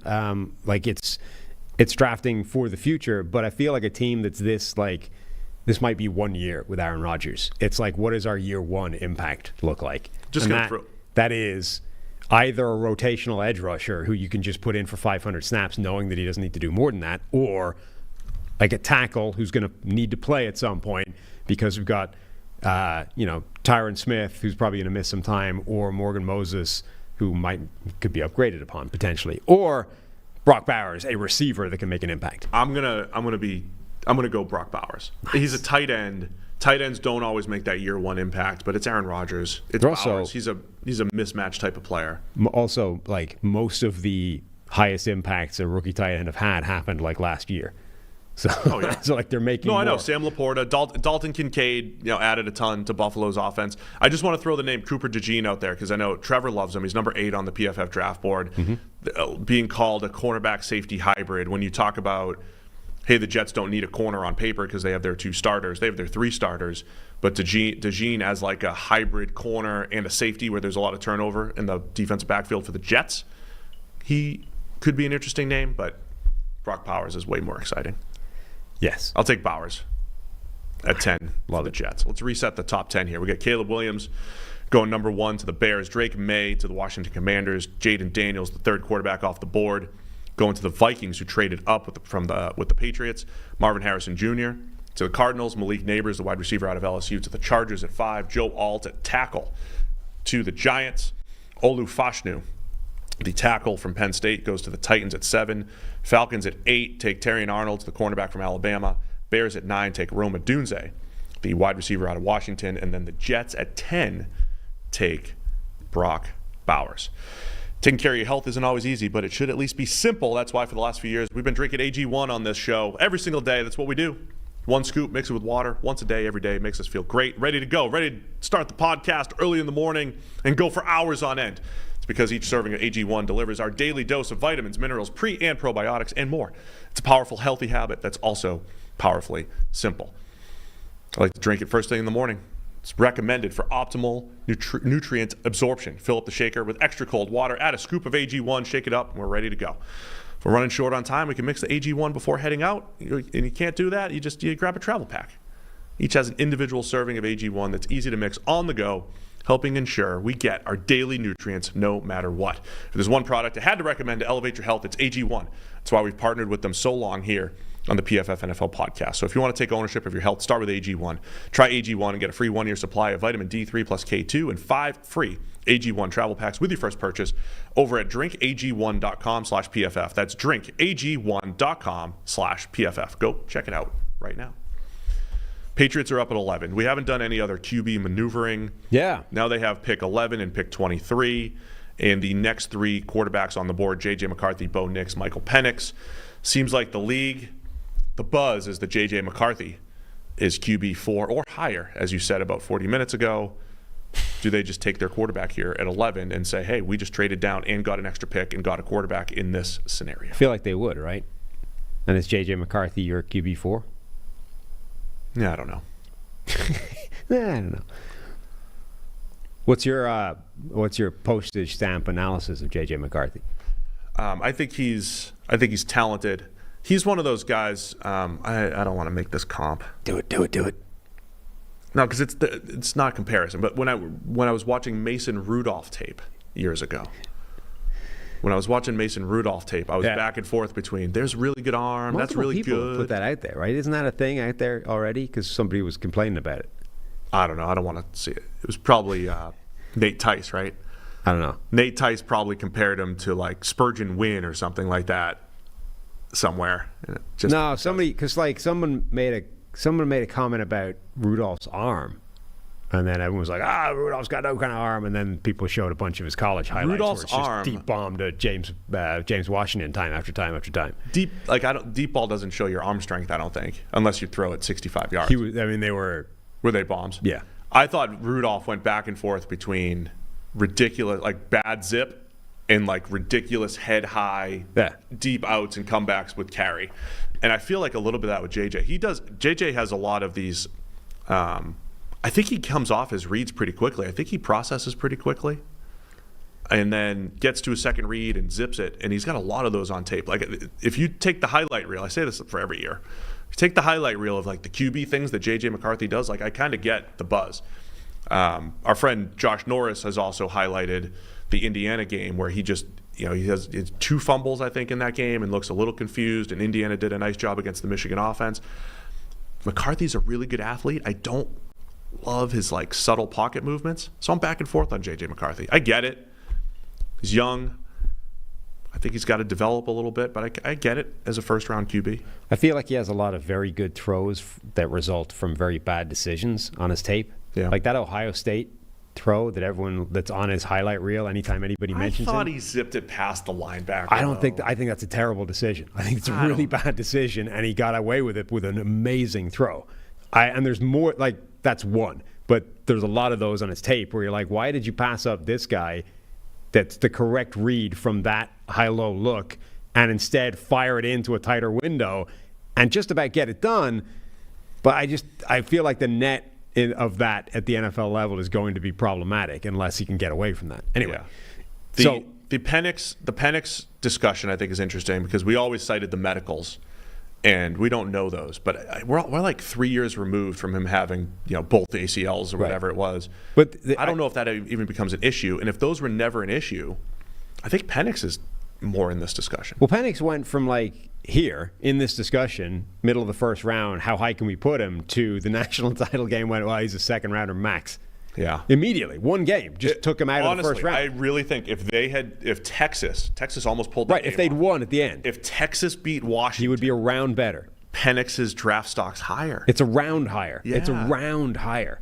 I think it's fair. But it's more, and it's another data point. But it's also not. Texas was his C.J. Stroud Georgia game. Yes, it's also not necessarily incorrect that it's around. No, I know because we got more information. We got an extra game at the most, like an extra C.J. Stroud Georgia game, which is the biggest game he played on the biggest stage, giving you the most information, which apparently after Stroud might be the most important thing in his tape.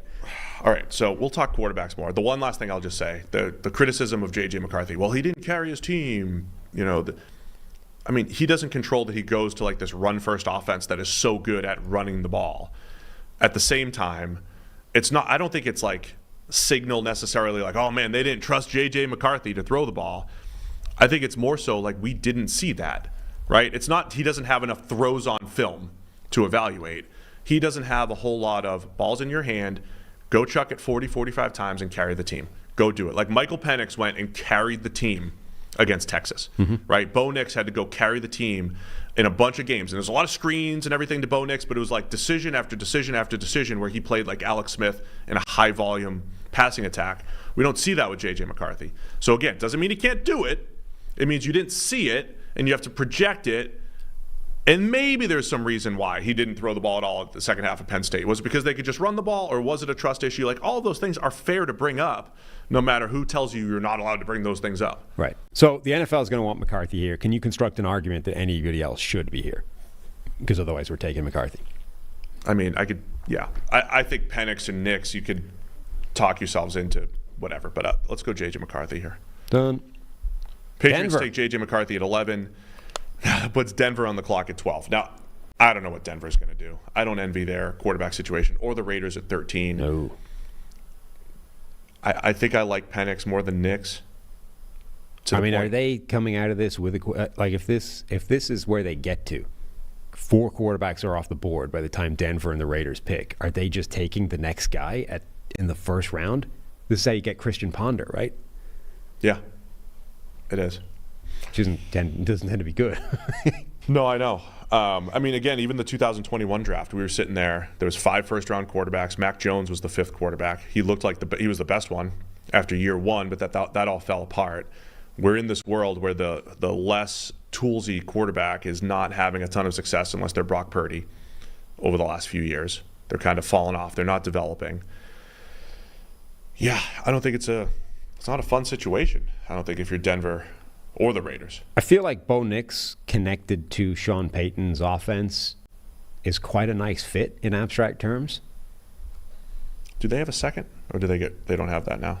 That was Sean Payton, right? Yeah, so they don't have another pick till 76. So the Broncos are what the Panthers had in 2021. Less Kenny extreme Pickett version, year. yeah. Or less extreme version, but they had a pick at 6, and then not till the 4th round. And there was no quarterback worthwhile going at 6. And then it's like, well, I don't really want to go to the 4th. And they ended up trading up in the 3rd for Matt Corral. They've got ammo, though. They've got the 3rd, they've got a 4th, and then they've got 3 5th-round picks and 2 6th. They have 2 picks in the top 100. Yes. So they have a gap right where they want one, but they have the ammo to get back to that gap if they want to. I mean, I'm a believer in Penix in the 2nd round for a lot of teams, including teams that just have a starter. Like I think the Bengals, 2nd round. Anybody. Big Michael Penix in the 2nd round believer. I'm not sure I want to take him at 12 or 13 here. No. To me, I actually think Bo Nix connected to Sean Payton's offense makes a lot of sense. Accuracy, smart, easy, does good reads. Does good reads? What the hell kind of English is that? It's good, though. I like where your head's at. Is athletic more than people give him credit for. And then the only real question is, what is his vertical aggression level like? And I think Sean Payton would like him as a quarterback. The question is he worth 12 overall? And that's probably a different answer for Denver than it is for other teams. I feel like Denver drafts Bo Nix, and then I think the Raiders pass on a quarterback at 13 because we're now down to QB 5. Ugh, is that what you want to do? I hate taking so many quarterbacks. What else are you going to do? They don't have a quarterback. I know. Such an awful situation. Yeah, this is Jarrett why you Stidham and Ben DiNucci. This is why you don't just get rid of the dude you have without figuring out what the succession plan is. Man. I would draft Bo Nix. Fine. Let's do it. Now, I would pass on a quarterback at 13 if I'm the Raiders. No, that's fine. Let's go Bo Nix to the Broncos at 12. I mean, for Nix and McCarthy, I think the athletic passers who are balanced in the pocket and chuck it, it's like you throw those guys with Sean Payton and let's see what happens. I'm good with those two, like either of those guys to the Broncos. Yep. I just don't feel great about either of them, maybe that high. Bo Nix to the Broncos at 12. Is everybody mad? People are probably mad. Raiders at 13. Defense, baby. Yeah. They could be a candidate for Fuaga at right tackle. Man, did they leave a hole on their line? Yeah. I mean, potentially multiple holes in that line. I know. So I know they added Christian Wilkins on the defensive line. Yep. I'm interested in them just continuing to load up front. Yeah, they presumably, though it's a different regime, so it's, I mean, like how much do they believe in Tyree Wilson, even if we think that last year was just an indication of the inevitable? Even if Tyree Wilson was really good, being 3 deep on the edge is never a bad thing. Malcolm Kuntz had a great season. Right. I mean, Malcolm Kuntz is going to stop you from Kuntz is in that rotation. Drafting an edge more so than Tyree Wilson at the moment. But I'm tempted by that. I'm tempted by the corners. You got the any defensive player or Fuaga, in my opinion, at this spot. I'd rather lean defense here. So to me, it's next corner on the board, Quinyon Mitchell from Toledo, or our top edge. I'm Verse or Latu as the top edge for me. I know the PFF draft board's a little different. I like those guys better than the Dallas Turners of the world. I think the next 2 picks, Raiders at 13, Saints at 14, either one could be. I think they have a bigger need at corner, so I would grab the next corner. All right. Mitchell? Yeah, let's go Quinyon Mitchell. Done. Toledo corner to the Raiders at pick 13. Saints at 14. They love drafting first-round defensive linemen. Now they have the tackle need again. Wait. We have to pause first to find out how upset that just made Walt in the chat as the resident Raiders curmudgeon. What you got, Walt? He wants the Raiders to draft Fuaga, so we didn't do that. How mad is Walt? 3, 2, 1. We'll have to Where are circle you, Walt? back. He's disappeared. I was live tweeting. We might need a wellness check on Walt. I was live tweeting the 1997 draft last night. Of course because you were. What else would I be doing? And somebody responded, Walt. Like at Walt. And I was like, well, Walt was scouting this thing, and I was merely a teenager at the time. So he'll have, I'm sure, a lot of takes on the Maybe they 97 meant draft. Walter Jones. I thought so, but somebody said Walt in all caps, and they didn't say Walter. So I think they were referring to our Walt. I think he was called Big Walt, though, wasn't he? Walter. Yeah, Jones. maybe. It was a beautiful Still time could for have been left either. tackles, though. Yeah. Tony Baselli, Jonathan Ogden, and Orlando Pace. My 3 straight favorite years thing in a row. about that photograph that you tweeted out, Baselli, Ogden, and then Orlando Brown, was how they were getting rounder. Yeah. Oh, yeah. Tony Baselli is this sort of chiseled, look, and then Jonathan Ogden was sort of, a little rounder in the head, and then Orlando Pace just has a bowling ball of a head. Yeah, he was, and that they weren't even talking QBs. The first QB didn't come off the board till 26. Do you remember who it was? 07 was that? 97. 97. Pick 26. 97. I don't think you'll remember. I had to refresh my memory. Cade McNown? No. He was 99. You like pick 11 or 12. Okay. Pick 26 to the San Francisco 49ers. Virginia Tech, I believe. Jim Druckenmiller. Oh, no, I wouldn't have got that. Yeah, Jim Druckenmiller. Anyway, back to reality here. Yeah. The 2024 NFL Draft. We took Quinyon Mitchell at 13 for the Raiders. The Saints are up at pick 14. Did we get any word on Ryan Ramczyk and his future for the Saints? There was rumors about retirement or chronic injury for Ryan Ramczyk. If right tackle, They reworked his his contract 4 days ago, saving significant space. so I feel like just, he's going to be back. if that's an issue, I'm just saying there's a couple of right tackles available here. Sure. I mean, JC whether or Latham not it's an and issue now, it's an issue coming up. So, preparing for it wouldn't be a bad idea. Okay, so that's one thing. They continue to invest in the defensive line. Peyton Turner a couple of years ago, and then their first 2 picks last year, Brian Bresee and Isaiah Foskey. Do you go back that route again? Because I'm loving these edge defenders being on the board. I think will be very attractive in the teens. Yeah. I mean, they're getting to be a very good value at this point. There's rumors of Marshawn Lattimore trade as well, that he could be on the trading block. And if he was, again, I think first round corners. This draft for the highest value positions, receiver, tackle, corner, and edge, I think it's very good. And of course, quarterbacks. So you at least have those options. So where do you want to go here if you're the Saints? On the one hand, it's a good spot because I think you can go multiple positions and be good. On the other hand, you'd have quite a lot of spaces that you could use an upgrade in, which is less good. I think they could still hammer the offensive line and be good. I feel like defensive line is definitely a weakness of this team now, even with the young guys, Bresee and Foskey that they brought in a year ago. I would absolutely be on board with taking the first edge rusher off the board. All right, you and I are both Latu guys. Yep. Let's take him. Let's do it. Latu at 14 here for the New Orleans Saints. I've seen them linked a little bit. I've seen that discussion. I've seen a lot of teams actually talk about Latu. On the consensus board, where is he? The consensus board for edge rushers right now has Dallas Turner at 8. Again, we're going to be a little bit lower on him. Just not terribly, but you and I, personally. Dallas Turner at 8, Jared Verse at 14, Latu at 17. So we reached. We reached a little bit. Based off the consensus. No, not really. But based off the consensus, we went a little bit different. Puts the Colts up on the clock at pick 15 here, Sam. Yeah. And their free agency was all about just tying down everybody that they already had. Right. Which is like, that's all right. I mean, it's good business. It's business you need to do. I mean, they of their players that they had hitting free agency were people like Michael Pittman Jr. that they couldn't possibly allow to leave the building. So I'm not saying that was a bad way of doing things. I'm just saying that it means they didn't add a lot to a team that, was decent last year, but not amazing. There's another interesting team where I think the defensive line value is matching up with what they want to do, which is load up on the D-line. DeForest Buckner and Grover Stewart, 2 big defensive tackles. Do they want to get one of those smaller guys, Byron Murphy or Drazon Newton, as an interior penetrator to complement those guys? I don't love their corner situation, but they probably do. I don't know what. Yeah, young. I don't know what to do with several areas of this roster where they are stuffed full of like young, freaky athletes that they've drafted recently but haven't been good yet. Like, how do they? I don't understand how they view those guys, which is obviously changes what you want to do if you're getting to the draft. I think also, I mean, with Anthony Richardson, you do want to load up on playmaker. I don't think I don't know where this receiver class is for you right now.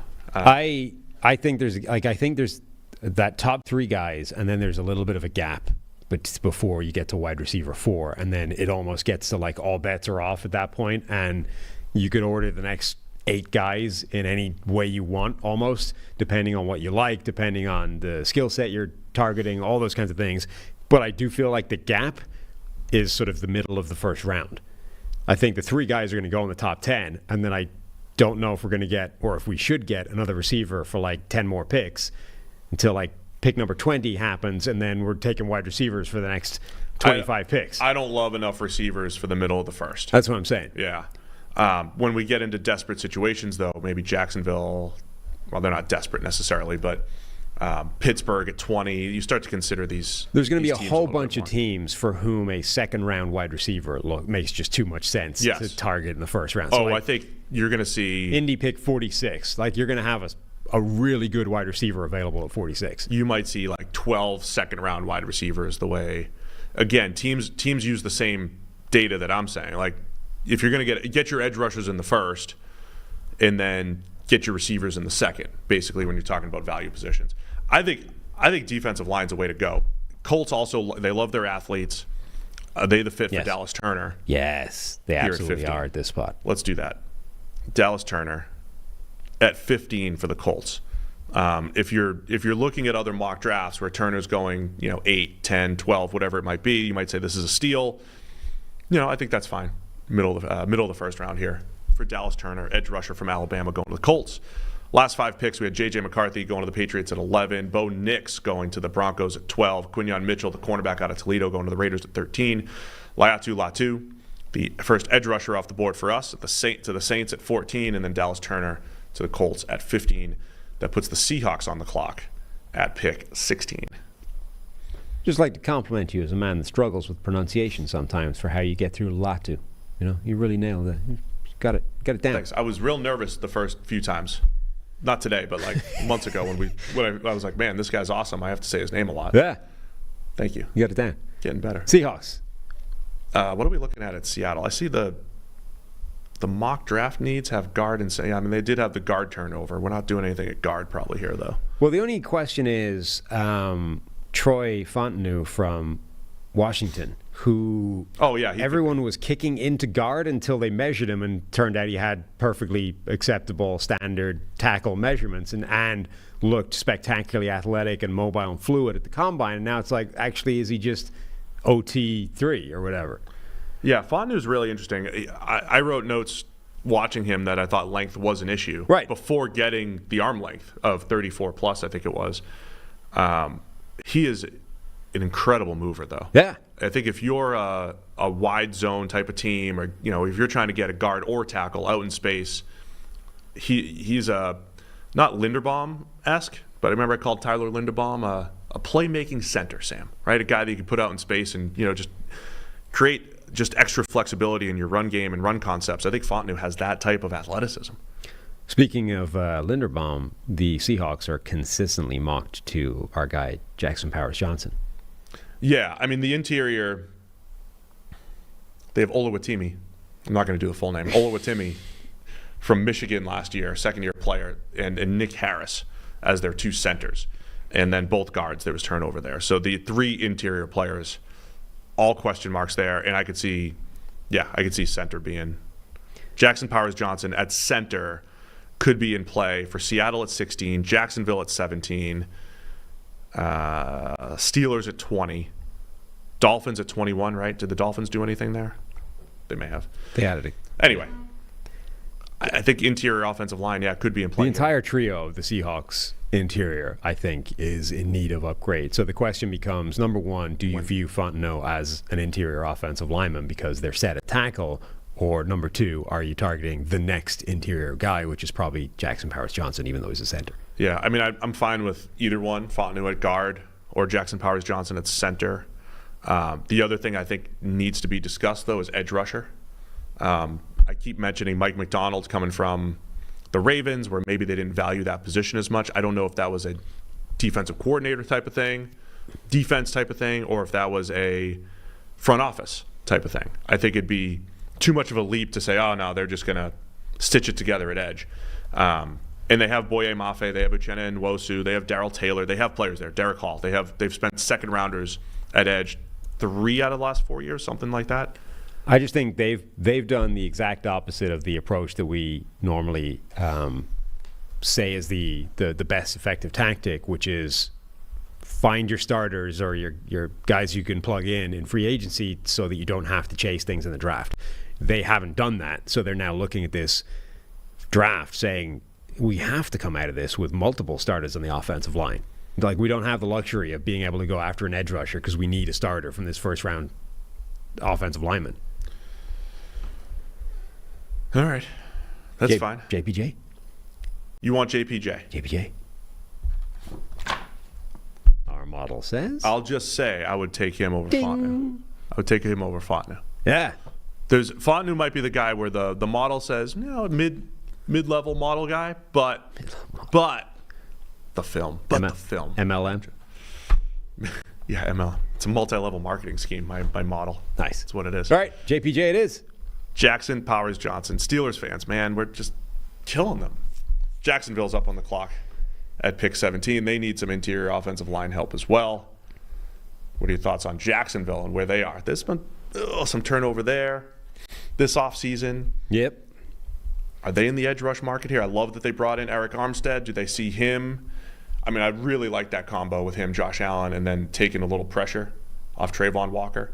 So they have Walker and Armstead. They can both move around a lot, play interior, play on the edge. Do you want to add even more to that? Do you want the super explosive Jared Verse? Or is that just overkill? I don't think it's overkill. Again, they're another team that's in a spot where they could grab a bunch of different positions. I mean, in a good situation. They would be looking at that wide receiver group. Maybe they're the first sort of spot that could grab the wide receiver 4 in the middle of the first round.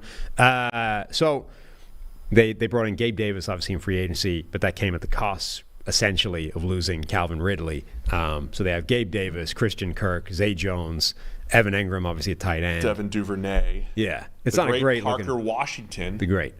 Where are you on a lot of people's wide receiver 4 is Brian Thomas Jr., and I am not one of those people, and I am very not one of those people.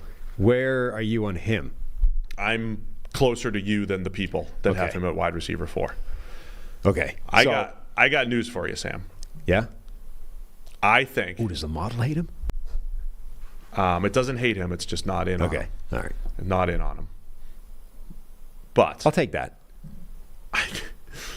I may have just been up late, a little delirious. That's what I thought. Grinding film last night, I'm telling you. What I watched.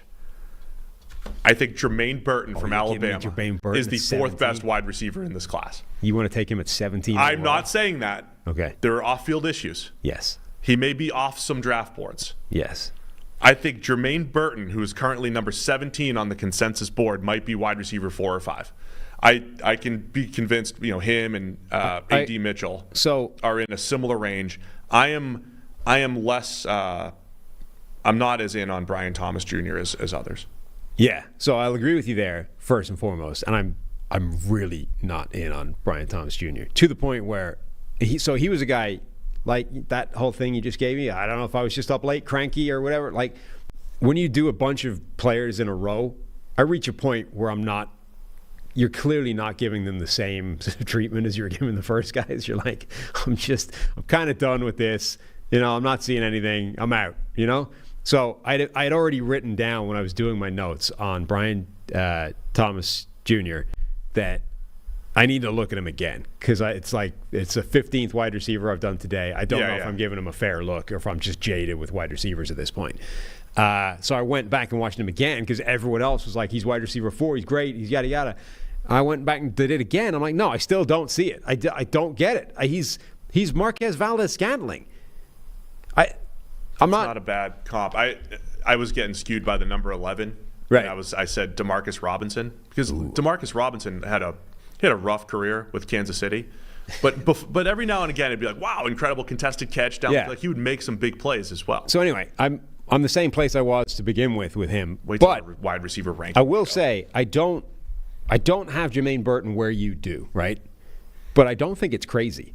And I'm not saying he's a clear wide receiver 4. I'm just saying in the discussion, right. But I also his skills are there. For example, one of my notes on him is I like him a lot. What are the weaknesses here? Because they're not showing up on tape. I rarely do this. I know you do it sometimes. I went and read Lance Erline's scouting report after watching him, because I'm curious. I'm like, am I crazy? He has him. I forget what the exact prospect ranking was, but it was like can be an average starter eventually. Right. So he's not completely high on him. But the strengths, I think he'd be better than that. I agree. I matched Zerline's strengths. Like the weaknesses were all like short area routes and everything. But Burton's hands are incredible. Actually, just looking back through my notes again, he's the guy that has all positives for notes, right? They're all good. He's that guy. That's what I'm saying. All the positives are written down. I literally don't. Like, tell me why he's not that good. Other than, it's not just, as somebody in the chat said, it's not some off-field issues. He, I think, hit a girl after the Tennessee game, kicked Tennessee players. No, I mean, Trev, when we first brought him up, I think on this show, Trev was pointing out that like the off-field is a disaster for him. But on-field, I literally have an entire line of like positives, and then my negative is after that, what are the weaknesses here? I said maybe sideline awareness and body control isn't amazing. Lance had that. Right. He's because, and again, I said this with A.D. Mitchell as well, because we're taking the wide receiver show here. Because so many of his routes are down the field, you don't get many opportunities for just pure yak. At the same time, he's got a little like 5-yard route where he runs through the whole Texas A&M defense for a touchdown. I think his yak's good. Yeah. Okay. Are you? I'm not suggesting. So I brought all that up because I don't know who wide receiver 4 is. I'm not there with Brian Thomas Jr. There's always a crazy pick. Let's Brian Thomas Jr. But it's like, him and Gabe Davis are going to be like Spider-Man emoji deal. Ugh. Let's do it. Spider-Man meme. Let's Jermaine Burton. Oh, that's what you want to do? Yeah. No, not with the off-field. There's always a crazy first He's going to be pick. off boards, man. Think how mad you're going to make Jacksonville fans. It'll be worth it. I was going to save this big reveal for my love for Jermaine Burton's game. Just put it all out. I was going to save it for the wide receiver ranking show. All right, so if you're not going Jermaine Burton, where are we going? I am so tempted by Jared Verse here, man. Okay. I'm telling you. I'm tempted by Verse. I don't hate it. You want to do that? They also, they brought in Ronald Darby as their cornerback too. That's right. Ronald Darby, Tyson Campbell, Antonio Johnson probably steps up into the slot corner role. Darby's just been like a rent-a-player over the last couple of years. Tyson Campbell heads into the last year of his contract. Cornerbacks. You can never have too many corners. Yeah. So that's the other one I would consider. Corner has a similar success drop-off around 1 to 2, historically. Right. And in this class, I think there's probably a clear top 4 or 5. Nate Wiggins? Yeah. I also don't know that they're out of the market on the offensive line, by the way. No, they're not. Look, Jacksonville is I think they're in an uncomfortable spot. Yeah. With this many. They could go here, they could go there. And at some point, edge is in a massive need. Right. But boy, I could see that being. And this now becomes one of these things where we assumed certain players are going to go higher than they are, and now a guy like Fuaga is sort of somehow sliding down the board. Somebody eventually is going to look at this and say, we need to take him, even though it's not a glaring need. Right. Maybe Jacksonville's that team. We're halfway through the round. I know. We got to move. I'm just excited to be back, Sam. We're going for 4 hours. Wiggins? Let's take Wiggins. Done. Cornerback out of Clemson, going to the Jags. After all that discussion about receivers and Brian Thomas, we're going to take Nate Wiggins, a corner who's super fast. Well, it got us there because we said, look, Brian Thomas is not worth this spot, and he's probably not wide receiver 4. I feel like even he's though a lot of people, redundant to Gabe Davis. Yeah, but a lot of people are putting him in this range. That's why I'm saying Understood. Bengals on the clock at 18 here. Do they have to be discussing receiver because T. Higgins wants out? No, because number one, it's a really good receiver class. Number two, they drafted 2 of them last year who I think they like and might be able to step up. Like one of them, they're going to be relying, I would think, on Yosivas this year to become Tyler Boyd. And then the natural progression from there is, well, if you can become Tyler Boyd next year, can you become T. Higgins the year after that? And then let's move. So do we just go right tackle here? I think this is too good a spot for Fuaga. Like, they can't pass that up, I don't think. Taliesin, Fuaga. Or is it Talise? I think it's Talise. Talise. Now you've confused me. I don't think it's what you said. It's probably not. Yeah. Anyway, Fuaga. Let's go Fuaga. Oregon State tackle to the Bengals at pick 18 here. Is that okay, Mike? We good back there? Is it a mic? I prefer Furtado. Oh, okay. But tackle's right here, yeah. Tackle's the right play here. We're going Fuaga to the Bengals. At 18, he'll step in and play right tackle. And for the first time since 2016, the Los Angeles Rams are on the clock. I'm going to say that every single time. Great. Because I'm so shocked. I have no idea, like, how do I pick a Rams first rounder? I don't know. That'll never get old. It will never. The now Aaron Donald-less Los Angeles Rams. I know. They apparently kept that in-house for 2 months, by the way. They knew about this 2 months ago, and that didn't leak. Really? Yeah. That's impressive. That is. That doesn't happen these days. Right. Particularly with people like, Jordan Rodriguez out there getting scoops and stuff. Like, everyone kept their mouth shut for 2 months. So they kept it in the mansion, in the draft mansion only. Yeah, so we poured one out for Joe Thomas, who we knew was first ballot Hall of Fame. Poured one out, literally just poured it right on the floor. Oh, the old studio, yeah. The old studio, which was a bad carpet. So I won't do that here, but for Aaron, we would we need like an Aaron Donald respect show or something. Well, I know we're going a million minutes over. I don't care. I don't care how long we go. He deserves a couple of minutes. Aaron Donald, I tweeted this, like, he's not just a future Hall of Famer. He's not just a first ballot guy. He's not just that upper wing or whatever it is that Dion talks about needing now because he's disappointed by how they've diluted it. The discussion on Aaron Donald post-retirement is he the best defensive player to ever play the game? Is he better than Reggie White or LT or whoever else you want to say is the best defender ever? And look, I think that's an unwinnable argument in either direction. I don't think we can know. But that's his conversation. It's not, is he first ballot? Is he, is he the best that's ever done it? And certainly if you look at, the advanced information and PFF grades and stuff, the gap between him and anybody else is insane. I mean, he posted a 90.2 PFF grade as a rookie, and that was the worst mark of his career. 4 guys posted over 90 last season. So Aaron Donald walked into the NFL as good as any defensive tackle in the game, and then upped his level and kept it there for a decade.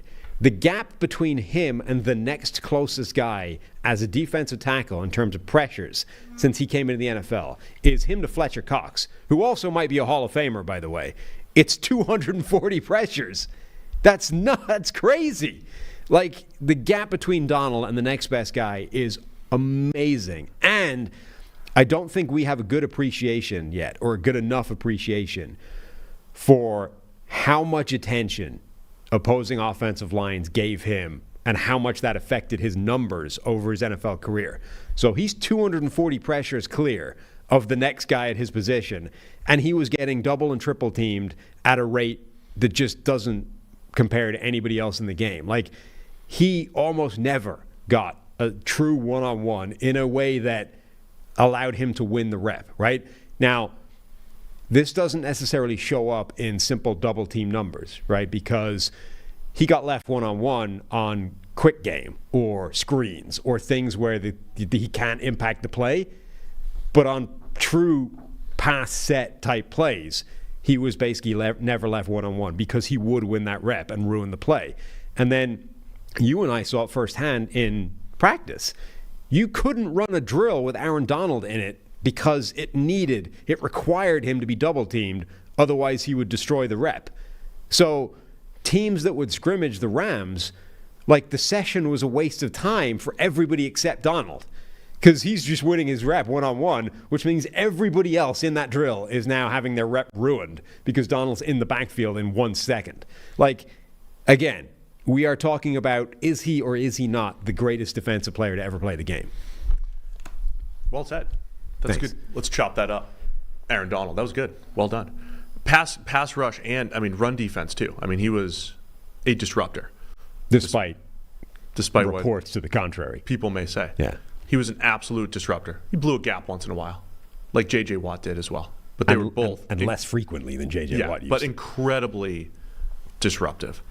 I will say, just eyeballing old football games, Bruce Smith and Reggie White, I think the PFF system is inclined to let a dominant defensive line look more dominant, say, from a grading standpoint. I'll just say that's kind of like how the system might be set up, right? So Donald doing that is impressive, but he topped the other guys that did that, right? It was Justin Smith when we started, then it became J.J. Watt, and then Donald took it to a new level. J.J. Watt's peak was similar to Donald, as someone in the chat does. I agree. Yeah, but peak was similar. 3 years versus 10. Right. Donald was consistently that dominant. I imagine the Reggie Whites and Bruce Smiths of the world, if we had the data, sure, would be in that. Or Lawrence Taylor, they would be in that similar range. I agree. But you're right. Like Donald, he's in that conversation. And the only way of doing it is by comparing things like sacks, and it's just not comparable for guys that played primarily on the edge versus guys that played predominantly inside. And I even also just using sacks for Donald is an incredible argument, sure, because as an interior player, he's. And it's also, again, it's comparing eras. It's almost impossible to do. I would also contend that NFL teams now are significantly better at giving extra attention to defensive linemen that wreck them than they were back in the 80s and 90s. For example, Lawrence Taylor, a huge part of his dominance was simply predicated on the fact that NFL offensive lines were not ready for a LT to rock up, right? Like the concept of left tackle being an elite pass blocking guy didn't really exist until Lawrence Taylor was destroying running backs with regularity. So every sort of thing that impacts the overall sack argument goes against Donald, is what I'm saying. So the Rams are up on the clock. Yeah. And so Jerzon Newton, some call him Johnny, could be a nice undersized interior replacement for Aaron Donald. They already have Kobe Turner, who had a fantastic rookie season, 83.2 PFF grade, one of the most valuable interior defensive linemen in the league last year. Rams also have a need at left tackle. Amarius Mims is on the board here. And I would say starting corner. They brought back Darius Williams, which seems to be a trend. They brought back Troy Hill a couple years ago, right? They bring back Darius Williams to play corner on the outside, but it's Kobe Durant and Darian Kendrick competing for that outside corner spot. Maybe our guy Trey Tomlinson is going to compete there next year. I'd like to see him given a shot. Yeah, because Tomlinson, even though he's small, felt like more of an outside corner than a slot corner when we evaluated him last year. Well, he was. Like, that's where he played. That's where he actually played. He just got projected inside. And again, when he played for the Rams, they played him outside. Is Kool-Aid McKinstry, I know you don't like McKinstry as much as others, him or Cooper DeJean, the next corners off the potentially off the board here, the two defensive tackles, Byron Murphy, Jerzon Newton, or the tackle, Amarius Mims from Georgia? To me, those are the options here for the Rams. Yeah, I wouldn't hate corner at this spot. I don't think they'll take a sort of Aaron Donald replacement, if you will, if just because I think that'll be Kobe Turner for them. I also don't think they want to do that to anybody. Like, who wants to be the guy that follows Aaron Donald? I also don't think you need, like, again, from a positional value standpoint, do they trust Alaric Jackson as their starting, or Joe Noteboom? Do they trust either of those guys as the starting left tackle here going forward with Amarius Mims on the board? Mims would have to flip from right to left, right? I think, yeah, they could definitely take an offensive lineman. They loaded up in the interior, so they sat there. So they really need a tackle, and it's probably a left tackle they really want. Rob Havenstein, I wonder how long he's got left. We got 2 years left on his contract. I just mean generally in the NFL. I mean, he was 31. The class of 2015. He was our first draft class. So he's right around that time where guys are, I don't know, getting into year 10. So I guess it's left tackle. They're probably not going after a playmaker at this spot, even if we didn't love them anyway. Defense. Defense or left tackle. Do you want to go Mims? Or corner? I don't know. Sweet. Pick one. Or quarterback. We go, or QB. We go Mims. We go Mims? Let's go Mims. Amarius Mims. Georgia tackle, going to the Rams at 19. Draft. Steelers up on the clock now at 20. A lot of movement in Pittsburgh over the last couple weeks. They have another receiver question. They're having Mike Williams in for a visit, which would be an interesting fit, especially with Russell Wilson throwing the ball. But they have George Pickens. They have Van Jefferson in the building now as receiver in play here for Pittsburgh. Or are they just going to go second-round receiver because that's what they always do? Yeah, they could. I mean, they're a landing spot for your Jermaine Burton.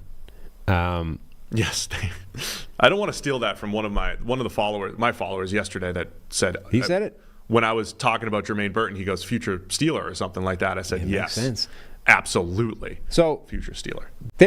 Have you noticed that all the players they've been bringing in on defense seem to be signaling a shift towards man coverage? I mean, Joey Porter Jr. a year ago, he was seen as the best press man corner in that class, even if I think he could become more than that. Dante Jackson is better in man than zone. Patrick Queen, the athleticism to play man. Like, the guys they're bringing in sort of say, we want to play more man than zone. I'm more to the point, the guys they've gotten rid of say the same thing in the opposite direction.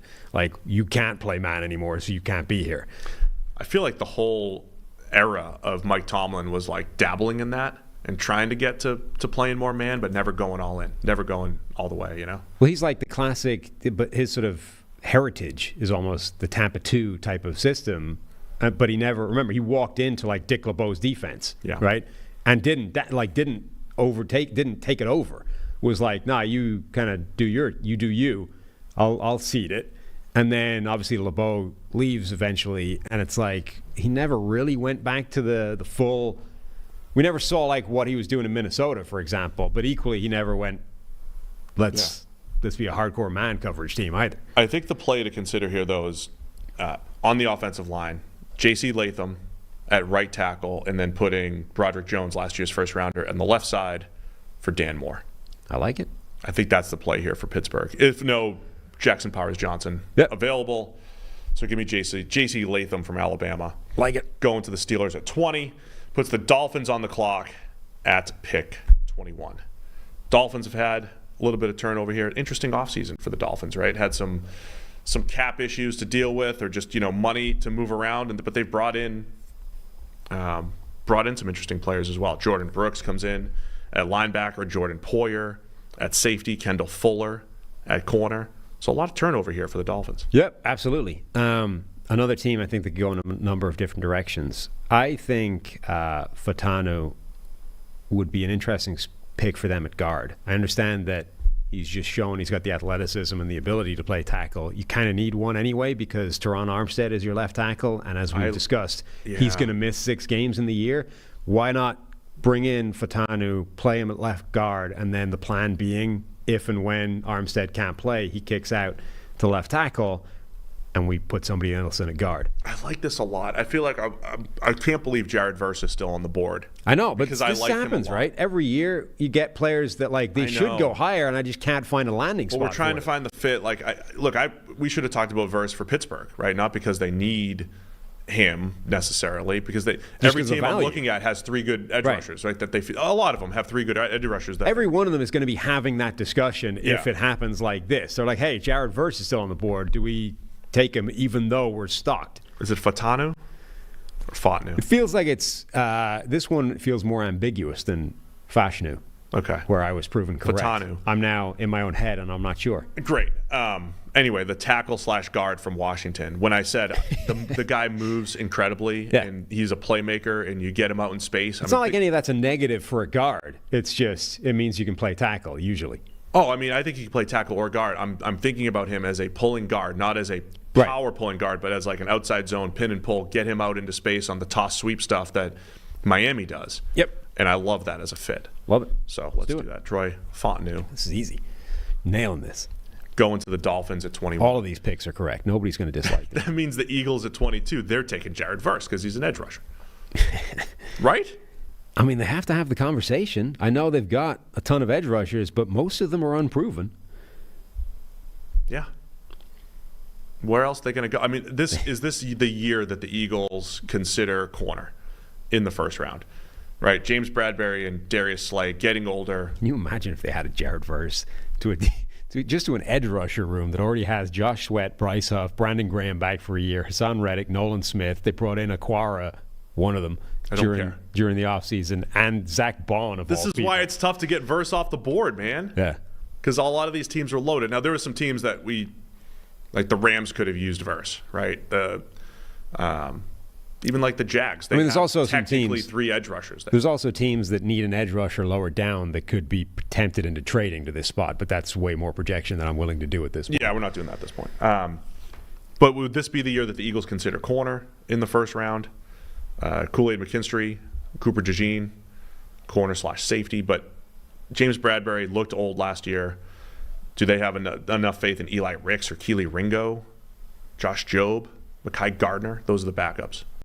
Even if Gardner was a model guy, as an undrafted free agent.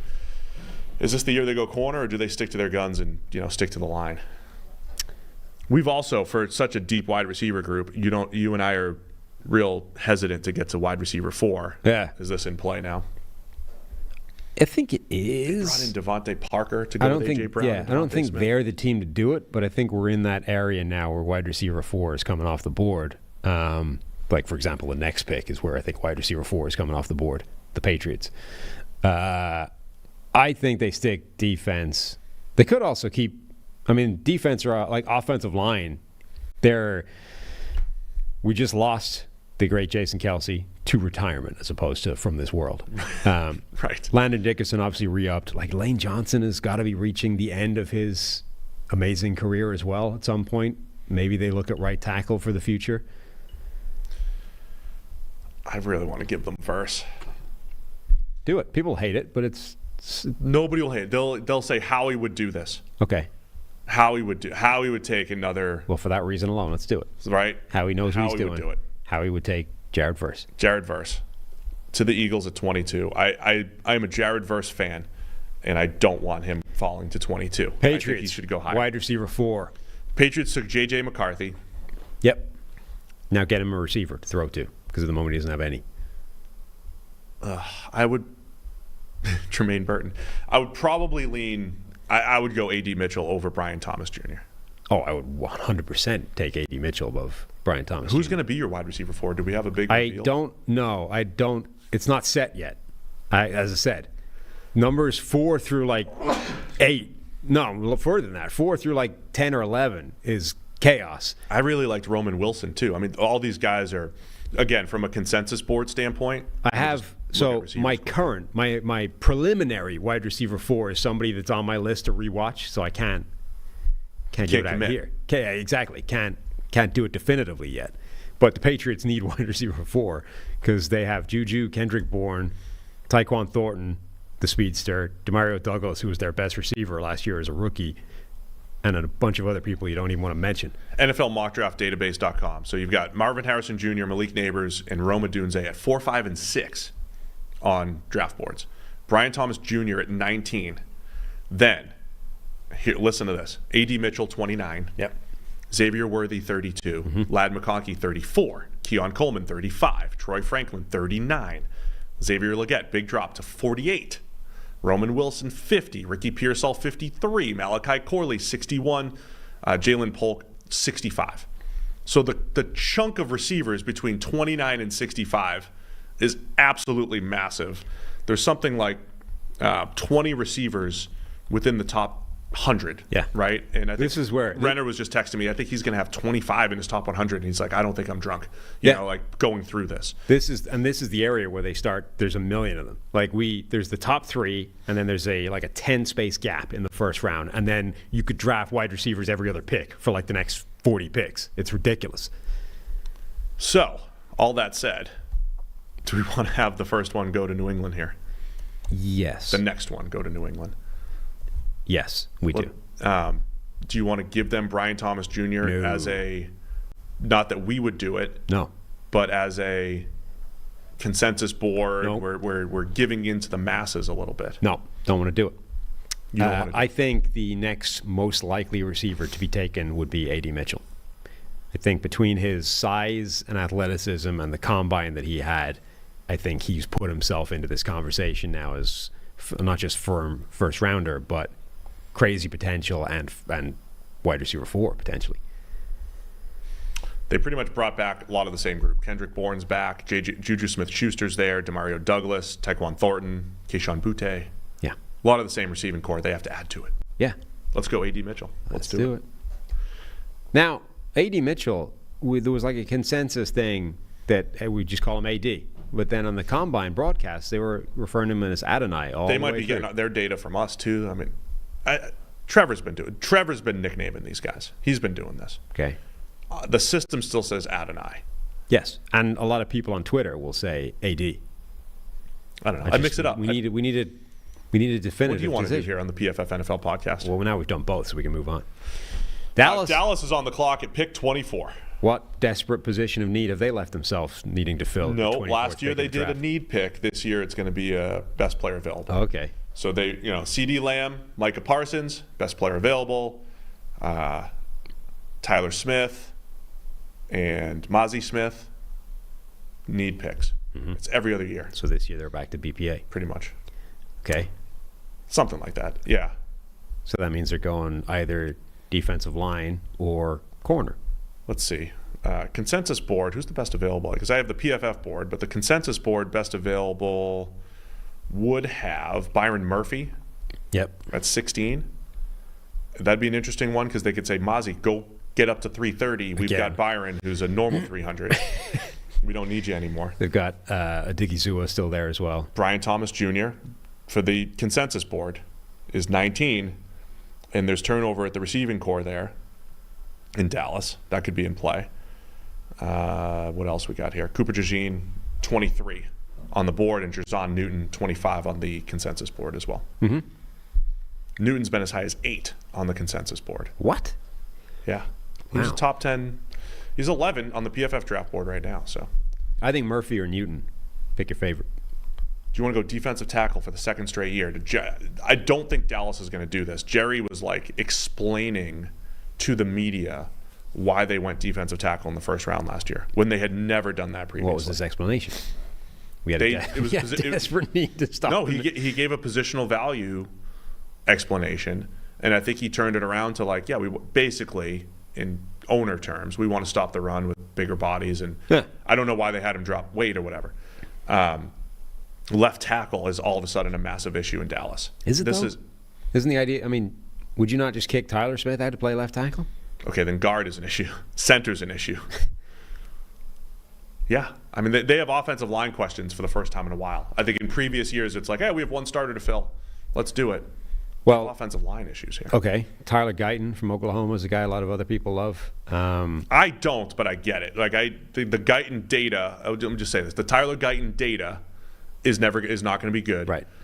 The Graham Barton movement from skills, the potential, what we saw at the Senior Bowl, like some of the losses are ugly, but you can see the potential there. Like you could see it. If you want to buy into that and develop him, that's intriguing. I don't know if I want to be the Right. team that does that, but somebody will, and I kind of get it. Graham Barton from Duke. Graham Barton's got that. I think he can play tackle, right? Tackle guard flexibility, just By like the way, Tyler I mean, Smith brings. yeah, Tyler Smith gives you the ability to go either way on that and say, like, either we bring in a guard and then Tyler Smith plays tackle, or we bring in Yeah. a tackle and he plays guard. Zach Frazier's the next pure center on our board at 31, PFF draft board. If they want to replace Tyler Biotish at center, that would be a need pick that they might do. All right, where do you want to go? What's your BPA? I mean, mine's going to be different. What's I'm at the point where I don't want to draft anyone else in the first round. Actually, I like Kool-Aid. How's their? They got Bland. that would be a pure BPA pick because you got Diggs and Bland already there. Yeah, but Bland can play in the slot. Can? Yeah. I mean, that doesn't get much more pure BPA than drafting a corner when you've already got Deron Bland and Trevon Diggs. You want to do that? Is it BPA year? Well, that's what you told me. It's a BPA year. You're locked in now. We got to do it. Where's Kool-Aid on our board? quite He's low. not that. He's a 34 on our board. Trevor doesn't. You don't like him. Trevor doesn't like him. Well, Trevor was the one who told me to watch him. Green Bay. We're taking Kool-Aid. Yes, you did it. You told me. All right. Green Bay, pick number 25. Kool-Aid off the board to Dallas. Kool-Aid McKinstry, pick 24. Green Bay's up on the clock. They got like another 25 picks this year. The Green Bay Packers, who do not have a player under contract over the age of 28, That's amazing. is absurd. An incredible team building philosophy and the way we've seen it grow here. I think Graham Barton's an interesting player there. So They David already have a Bakhtiari versatile- out. What's that? David Bakhtiari out, but Zach Tom's still there. Rasheed Walker kind of solidified himself in that spot last season. Not to the point where you would allow it to prevent you drafting a tackle, but to the point where you don't certainly need it. Yeah, I'm looking at Barton as, again, the tackle guard versatility there. Tyler Guyton, if they did want to have another developmental prospect to go with Rasheed Walker, I don't know if they need to do that. And they could potentially start one of, Barton inside to begin with because they have a bigger need at guard. Cooper DeJean's the guy that everybody's giving them. They need some safety. They brought in Xavier McKinney to play free safety. Yeah. Is DeJean that slot corner safety hybrid in that system? Or does he just start at corner for them? Start at corner. I mean, Eric Stokes, after that incredible rookie year, has not kicked on at all. In fact, has regressed hard. They bring back Keyshawn Nixon. They like the other young guys, though. Carrington Valentine and Sure. Corey Ballantyne. They have Corey Ballantyne. I don't hate this pick. I mean, this has been a pretty common mock draft pick anyway. He does give them the flexibility of just, we'll take him now and figure out where he plays later. Yeah. Good athletic player. All right, do that. Cooper DeJean. Done. To the Green Bay Packers at 25. I'm not doing it. Do I need to do a reset? Yes, because apparently we might be using those to throw it on TikTok. I did the top 10 one. Yeah, then you did a 5 one at some point. I'll go back to 11 here. I'll do the whole thing. Let's do it live. We'll do it live. No, I'm doing 11 through whatever. Pick 11, J.J. McCarthy to the Patriots. Pick 12, Broncos, Bo Nix. Raiders at 13, cornerback Quinyon Mitchell. Saints at 14, edge Laiatu Latu. Colts at 15, edge Dallas Turner from Alabama. Seahawks at 16, Jackson Powers Johnson, the Oregon center. Jaguars at 17, Nate Wiggins, the corner out of Clemson. Bengals take Talise Fuaga, the Oregon State tackle at 18. 19, the Rams take tackle Amarius Mims from Georgia. Wow, we did a lot of tackles in a row here. We had a lot of tackles. J.C. Latham at 20. The Steelers take him, right tackle, Alabama. Troy Fontenot, tackle out of Washington, goes to Miami at 21. 22 is the Eagles. They take Jared Verse, the edge out of Florida State. 23, Patriots have traded down. They take Adonai Mitchell, wide receiver out of Texas. At 24, the Dallas Cowboys are taking Kool-Aid McKinstry, the cornerback out of Alabama. And at 25, Green Bay Packers take cornerback Cooper DeJean out of Iowa. Puts the Bucs up on the clock here at pick 26. Yep. And I'm going to be pitching for pretty much everybody from this point on to be drafting wide receivers. Now it's wide receiver land. Now it's wide receiver alley. Okay. The Bucs, the way they're set up right now. Mm-hmm. Mike Evans is back. But aging. Chris Godwin, last year his deal. Trey Palmer. All right, so where are you going to go at receiver? So I'm going to pitch you a wide receiver for the Bucs. See how you feel. We got Texas wide receiver 1 off the board. Oh. What about Texas wide receiver 2, the newly minted fastest man to ever run at the NFL Combine, Xavier Worthy? Now, this is not because he ran 4.21. That doesn't hurt. But it is not because of that. I actually think Xavier Worthy I think he's better than people are giving him credit for. There's a lot of Stephon Diggs to Xavier Worthy's game, and apparently it's Stephon Diggs with 4.2 speed. So I think this fits complementary-wise. You think Stephon Diggs to his game? I think there's a lot of Stephon Diggs to his game. Now you put him with Mike Evans, Chris Godwin's still there. So he should be your wide receiver 4. And Trey Palmer. We'll get to that. I feel like that's a really nice receiving core for Baker to work with.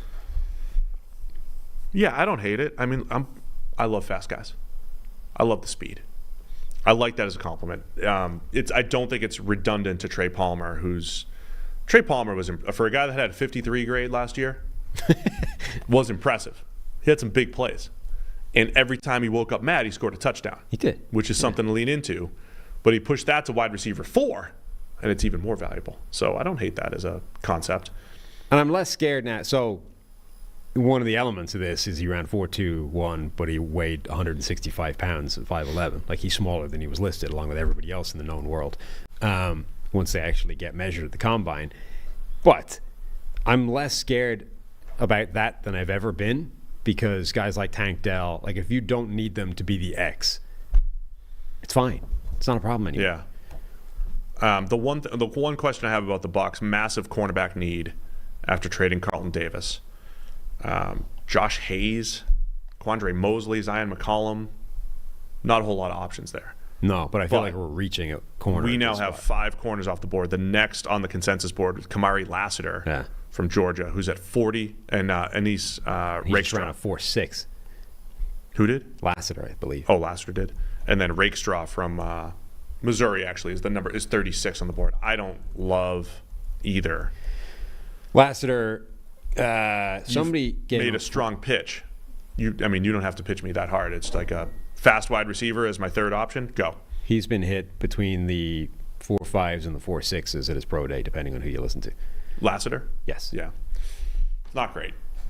Do you have a better option at receiver? No, I don't.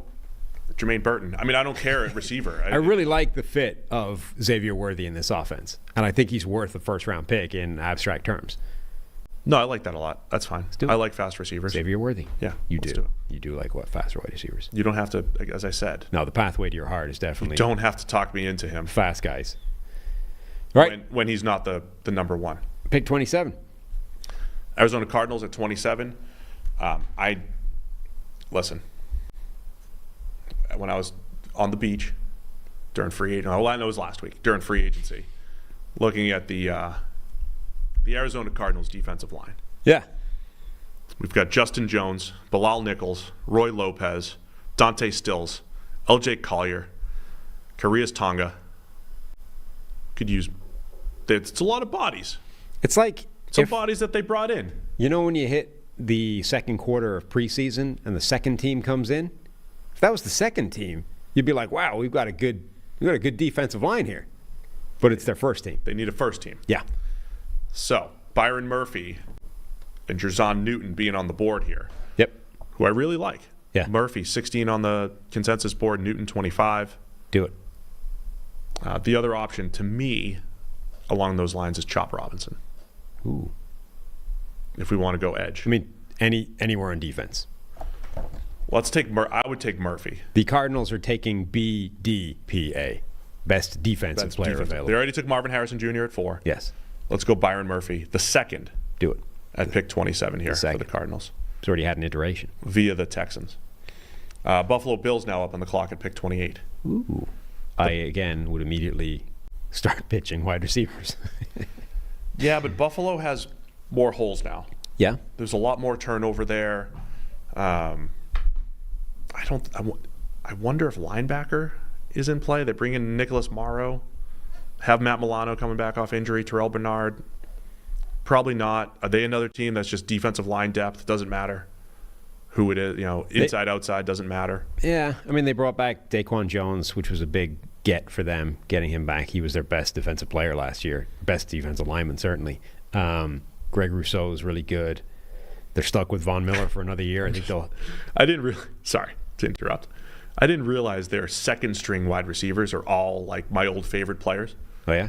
They have Mac Hollins, Andy Isabella, and KJ Hamler. That is an incredible group of receivers that I used to like who haven't done a whole lot at the NFL level. Wait, when did they sign Curtis Samuel? And they have Curtis Samuel, yeah. Last week. I missed that. There was rumors that Samuel was going to be a Chief. Yeah, along with everybody else. Yeah, that's true too. It's an interesting group. When they drafted Khalil Shakir a couple years ago, they said, "Hey, we want more yak. We need a yak guy." And they got Shakir, and now like every other receiver edition has been a yak guy. I'm willing to say they can wait till the second round if you want to give them a defensive player instead. Now, what does defense look like? Newton's there. Offensive line-wise, I think they're in decent shape, right? They don't need a starter, but they could use upgrades if they find a guy. It's not the best safety class, but they obviously just lose. They're going to lose they lose Jordan Poyer. And Taylor Rapp is there that they got as insurance last year, but Poyer and Micah Hyde, right? Right. The two stalwart safeties that they've had for years are both gone. Mm-hmm. Top safety on our board's Tyler Nubin from Minnesota. Don't know if that's a route that they want to go. 1 million people have been mocking them Ladd McConkey. Then there's Ladd McConkey. I'm fine waiting on wide receiver to the second if you want to give him a first rounder at a defensive position. I just don't know if there's anybody that I love there to do that, except maybe Chop Robinson. They have a ton of draft picks. They could move around. And then so Darius, I don't love Darius Robinson. I get Darius Robinson. He's 44 on the PFF draft board. He was like, his stock was soaring until he ran like a 4.95, and now everyone's like, yeah, maybe not. I know, but he played so well at the Senior Bowl. He was one of those. He was Jermaine Johnson for me, where the career data was like okay, but the Senior Bowl was dominant. Yeah. Is he not going to be in play at that And point Johnson, anymore? He's 31 on the consensus board. yeah, Still. and Johnson took a while to get going. Like, he looks like he's going to be a better player than he was, certainly as a rookie. So maybe that's the dynamic with those guys. If the data's not amazing, but the Senior Bowl is really good, maybe they can be good, but it's going to take him a little bit of time. He's also that multi-gap guy. He can also play inside. Like, That's you know, what I mean. Like, yeah. he's an interior. He was an interior player until this year in Missouri. Right. And 4.95 for a giant 300-pounder wouldn't be too bad. I don't know if I would take him over Chop Robinson, though, personally. Yeah, it's just Is that 285. Do you want to go Chop Chop? to be what Von Miller was supposed to be as the explosive edge? Maybe Vaughn can teach him. Yeah. Okay, Chop. Let's go Chop Robinson. Chop.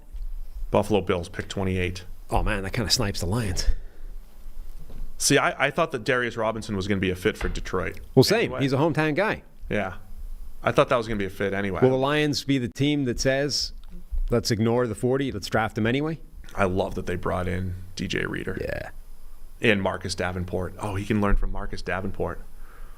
I love what they're doing on the defensive line. I don't know if they actually should go back to. I don't know if they need to force a pick here. I don't think they need to. Alim McNeil next to DJ Reader is pretty terrifying for an offensive line. Really is. Lions have done a great job filling a lot of holes here. Darius Robinson, I think, would be a nice pick for them. Are there any other gaps on this roster? Do you want to bring in Robinson as the I like that.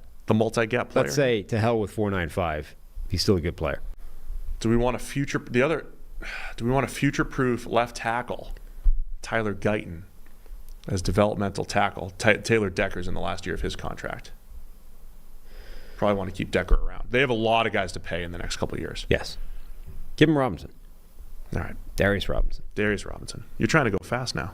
Well, it's like 8 hours into this, and I have a child sitting upstairs. Oh, I forgot. Presumably I'm getting sorry. evicted. I apologize. I mean, I don't care, but somebody in the building might. Baltimore Ravens at 30. Ooh. Graham Barton. Yeah, their offensive line's a mess now. I am surprised at how uncomfortable this offseason has been in Baltimore as far as players leaving. I'm surprised just how Coaches leaving. much turnover they've been comfortable with on the offensive line. I know. I think Barton could play left guard for them. Yeah, which is their one like obvious area of need. Now, so Ronnie Stanley comes back, Tyler Linderbaum does, Ben Cleveland will step into one guard spot, Patrick McCarry probably steps into the other spot at right tackle because you don't seem to want Daniel Faalele doing it, which leaves you left guard. And they're in the receiver market again. I'm kind of curious if Andrew Voorhees, though, is an option there given his story. I know you love that story. I don't know. I mean, he was a good player as well. It's not like just because he did the bench with a busted knee. Like, he was a good player. He's a good player. Whose stock got torpedoed because he tore his ACL doing the drills. I don't want to draft anybody here. Wide receiver? We could look at receiver. You're going to let Brian Thomas Jr. go into the first round? Yes.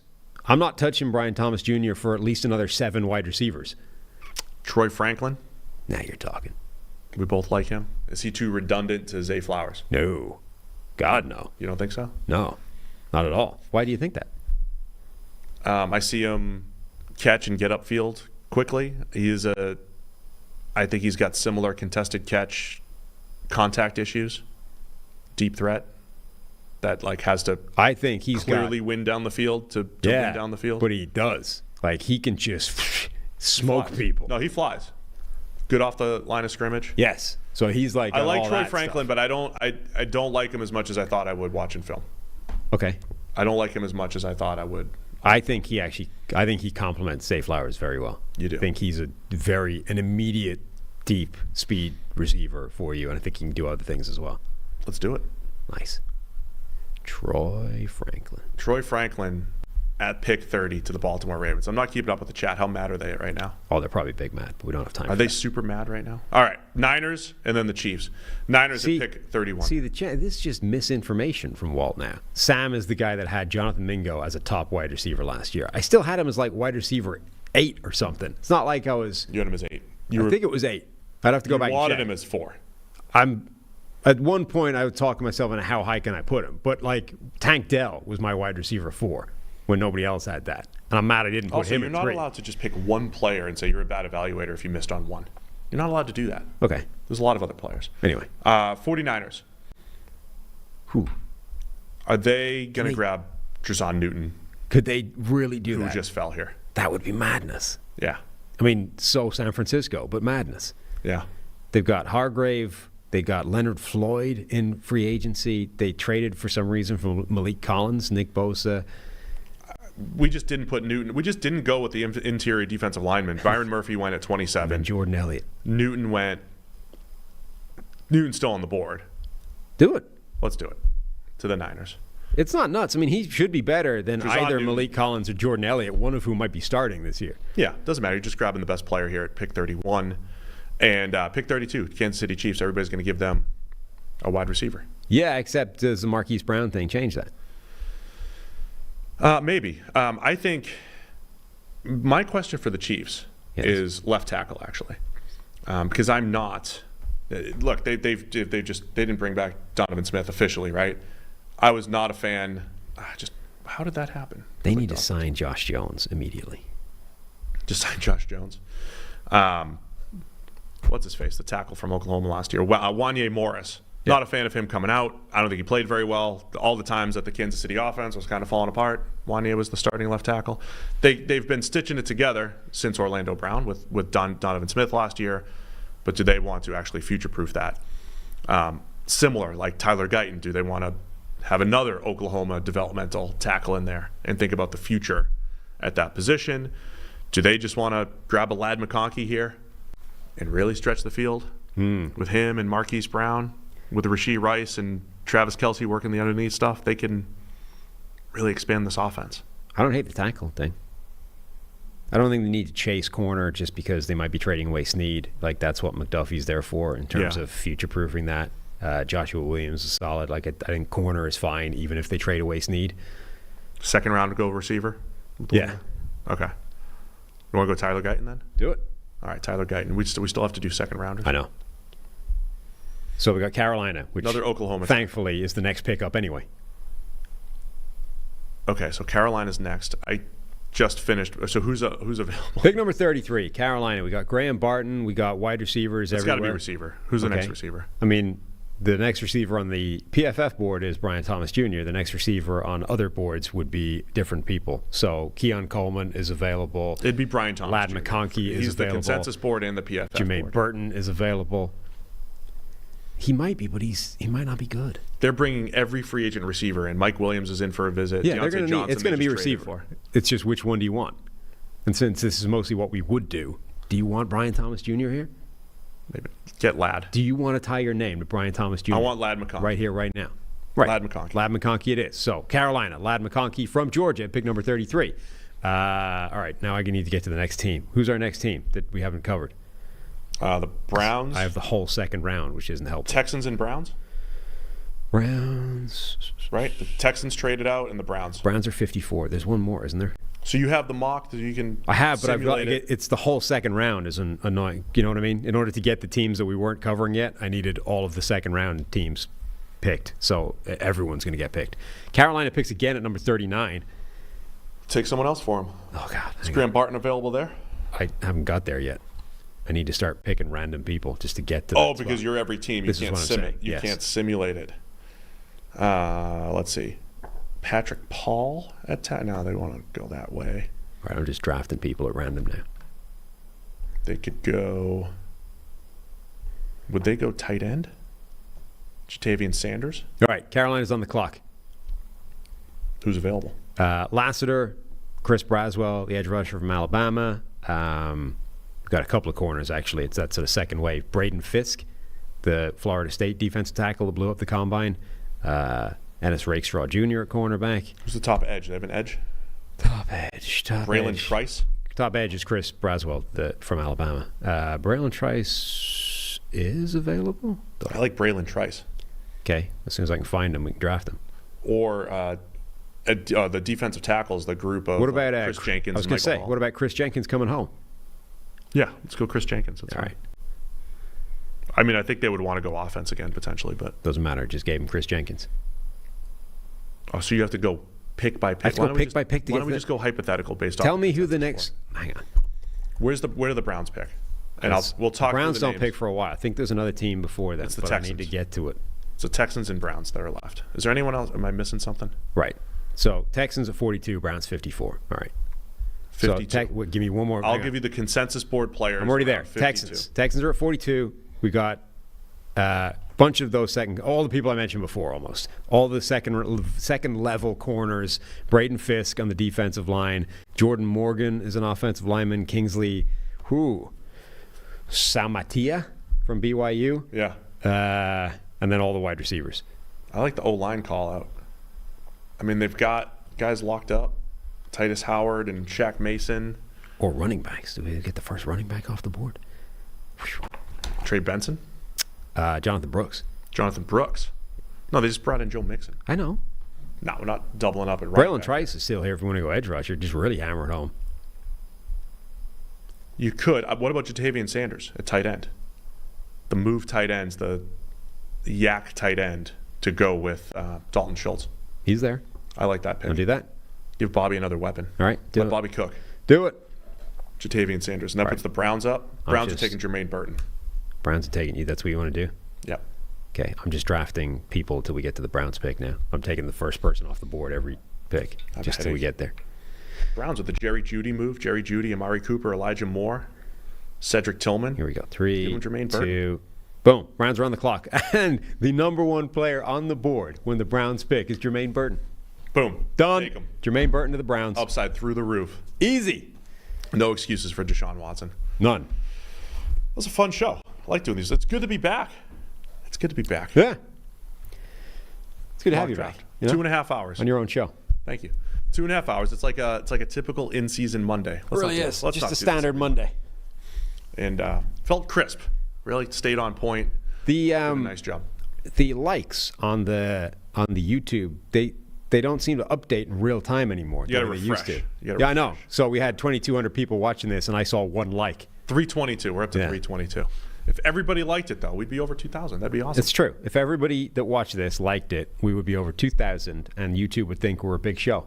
And they'd start pushing us to other people. And then we'd get even bigger. It would spiral. It would snowball. It would be madness. We picked Deontay White in the chat. We just rewind a little bit. We picked 2 Panthers players, We 33 and 39. It's like 5 minutes ago. We have 2 Panthers picks in there. I understand this was a long show, but that was literally like 5 minutes ago. Sick draft. I think we dominated. We'll put it out there on social media. Check it out. Ross Spills says Jermaine Burton over Thomas Jr. Laugh my fucking ass off. Oh, Jermaine Burton's amazing as a football player. He's awesome. All right. Anyway, worst mock ever. Thank you, Tyler. Appreciate you dropping in. Somebody had to say it. So 3 shows this week. We'll be back Wednesday and Thursday. I think wide receiver rankings unveiled probably on Thursday. Wednesday, send us more emails. So I think we'll let the viewers we'll at least answer some emails. Maybe some GM Steve. NFL podcast at pff.com. So send us some emails, and we'll do some of that this week. I'm back, and we'll keep it going. Yeah. Sound good? Thanks to everybody for tuning in. We'll see you again on Wednesday with more PFF NFL podcast.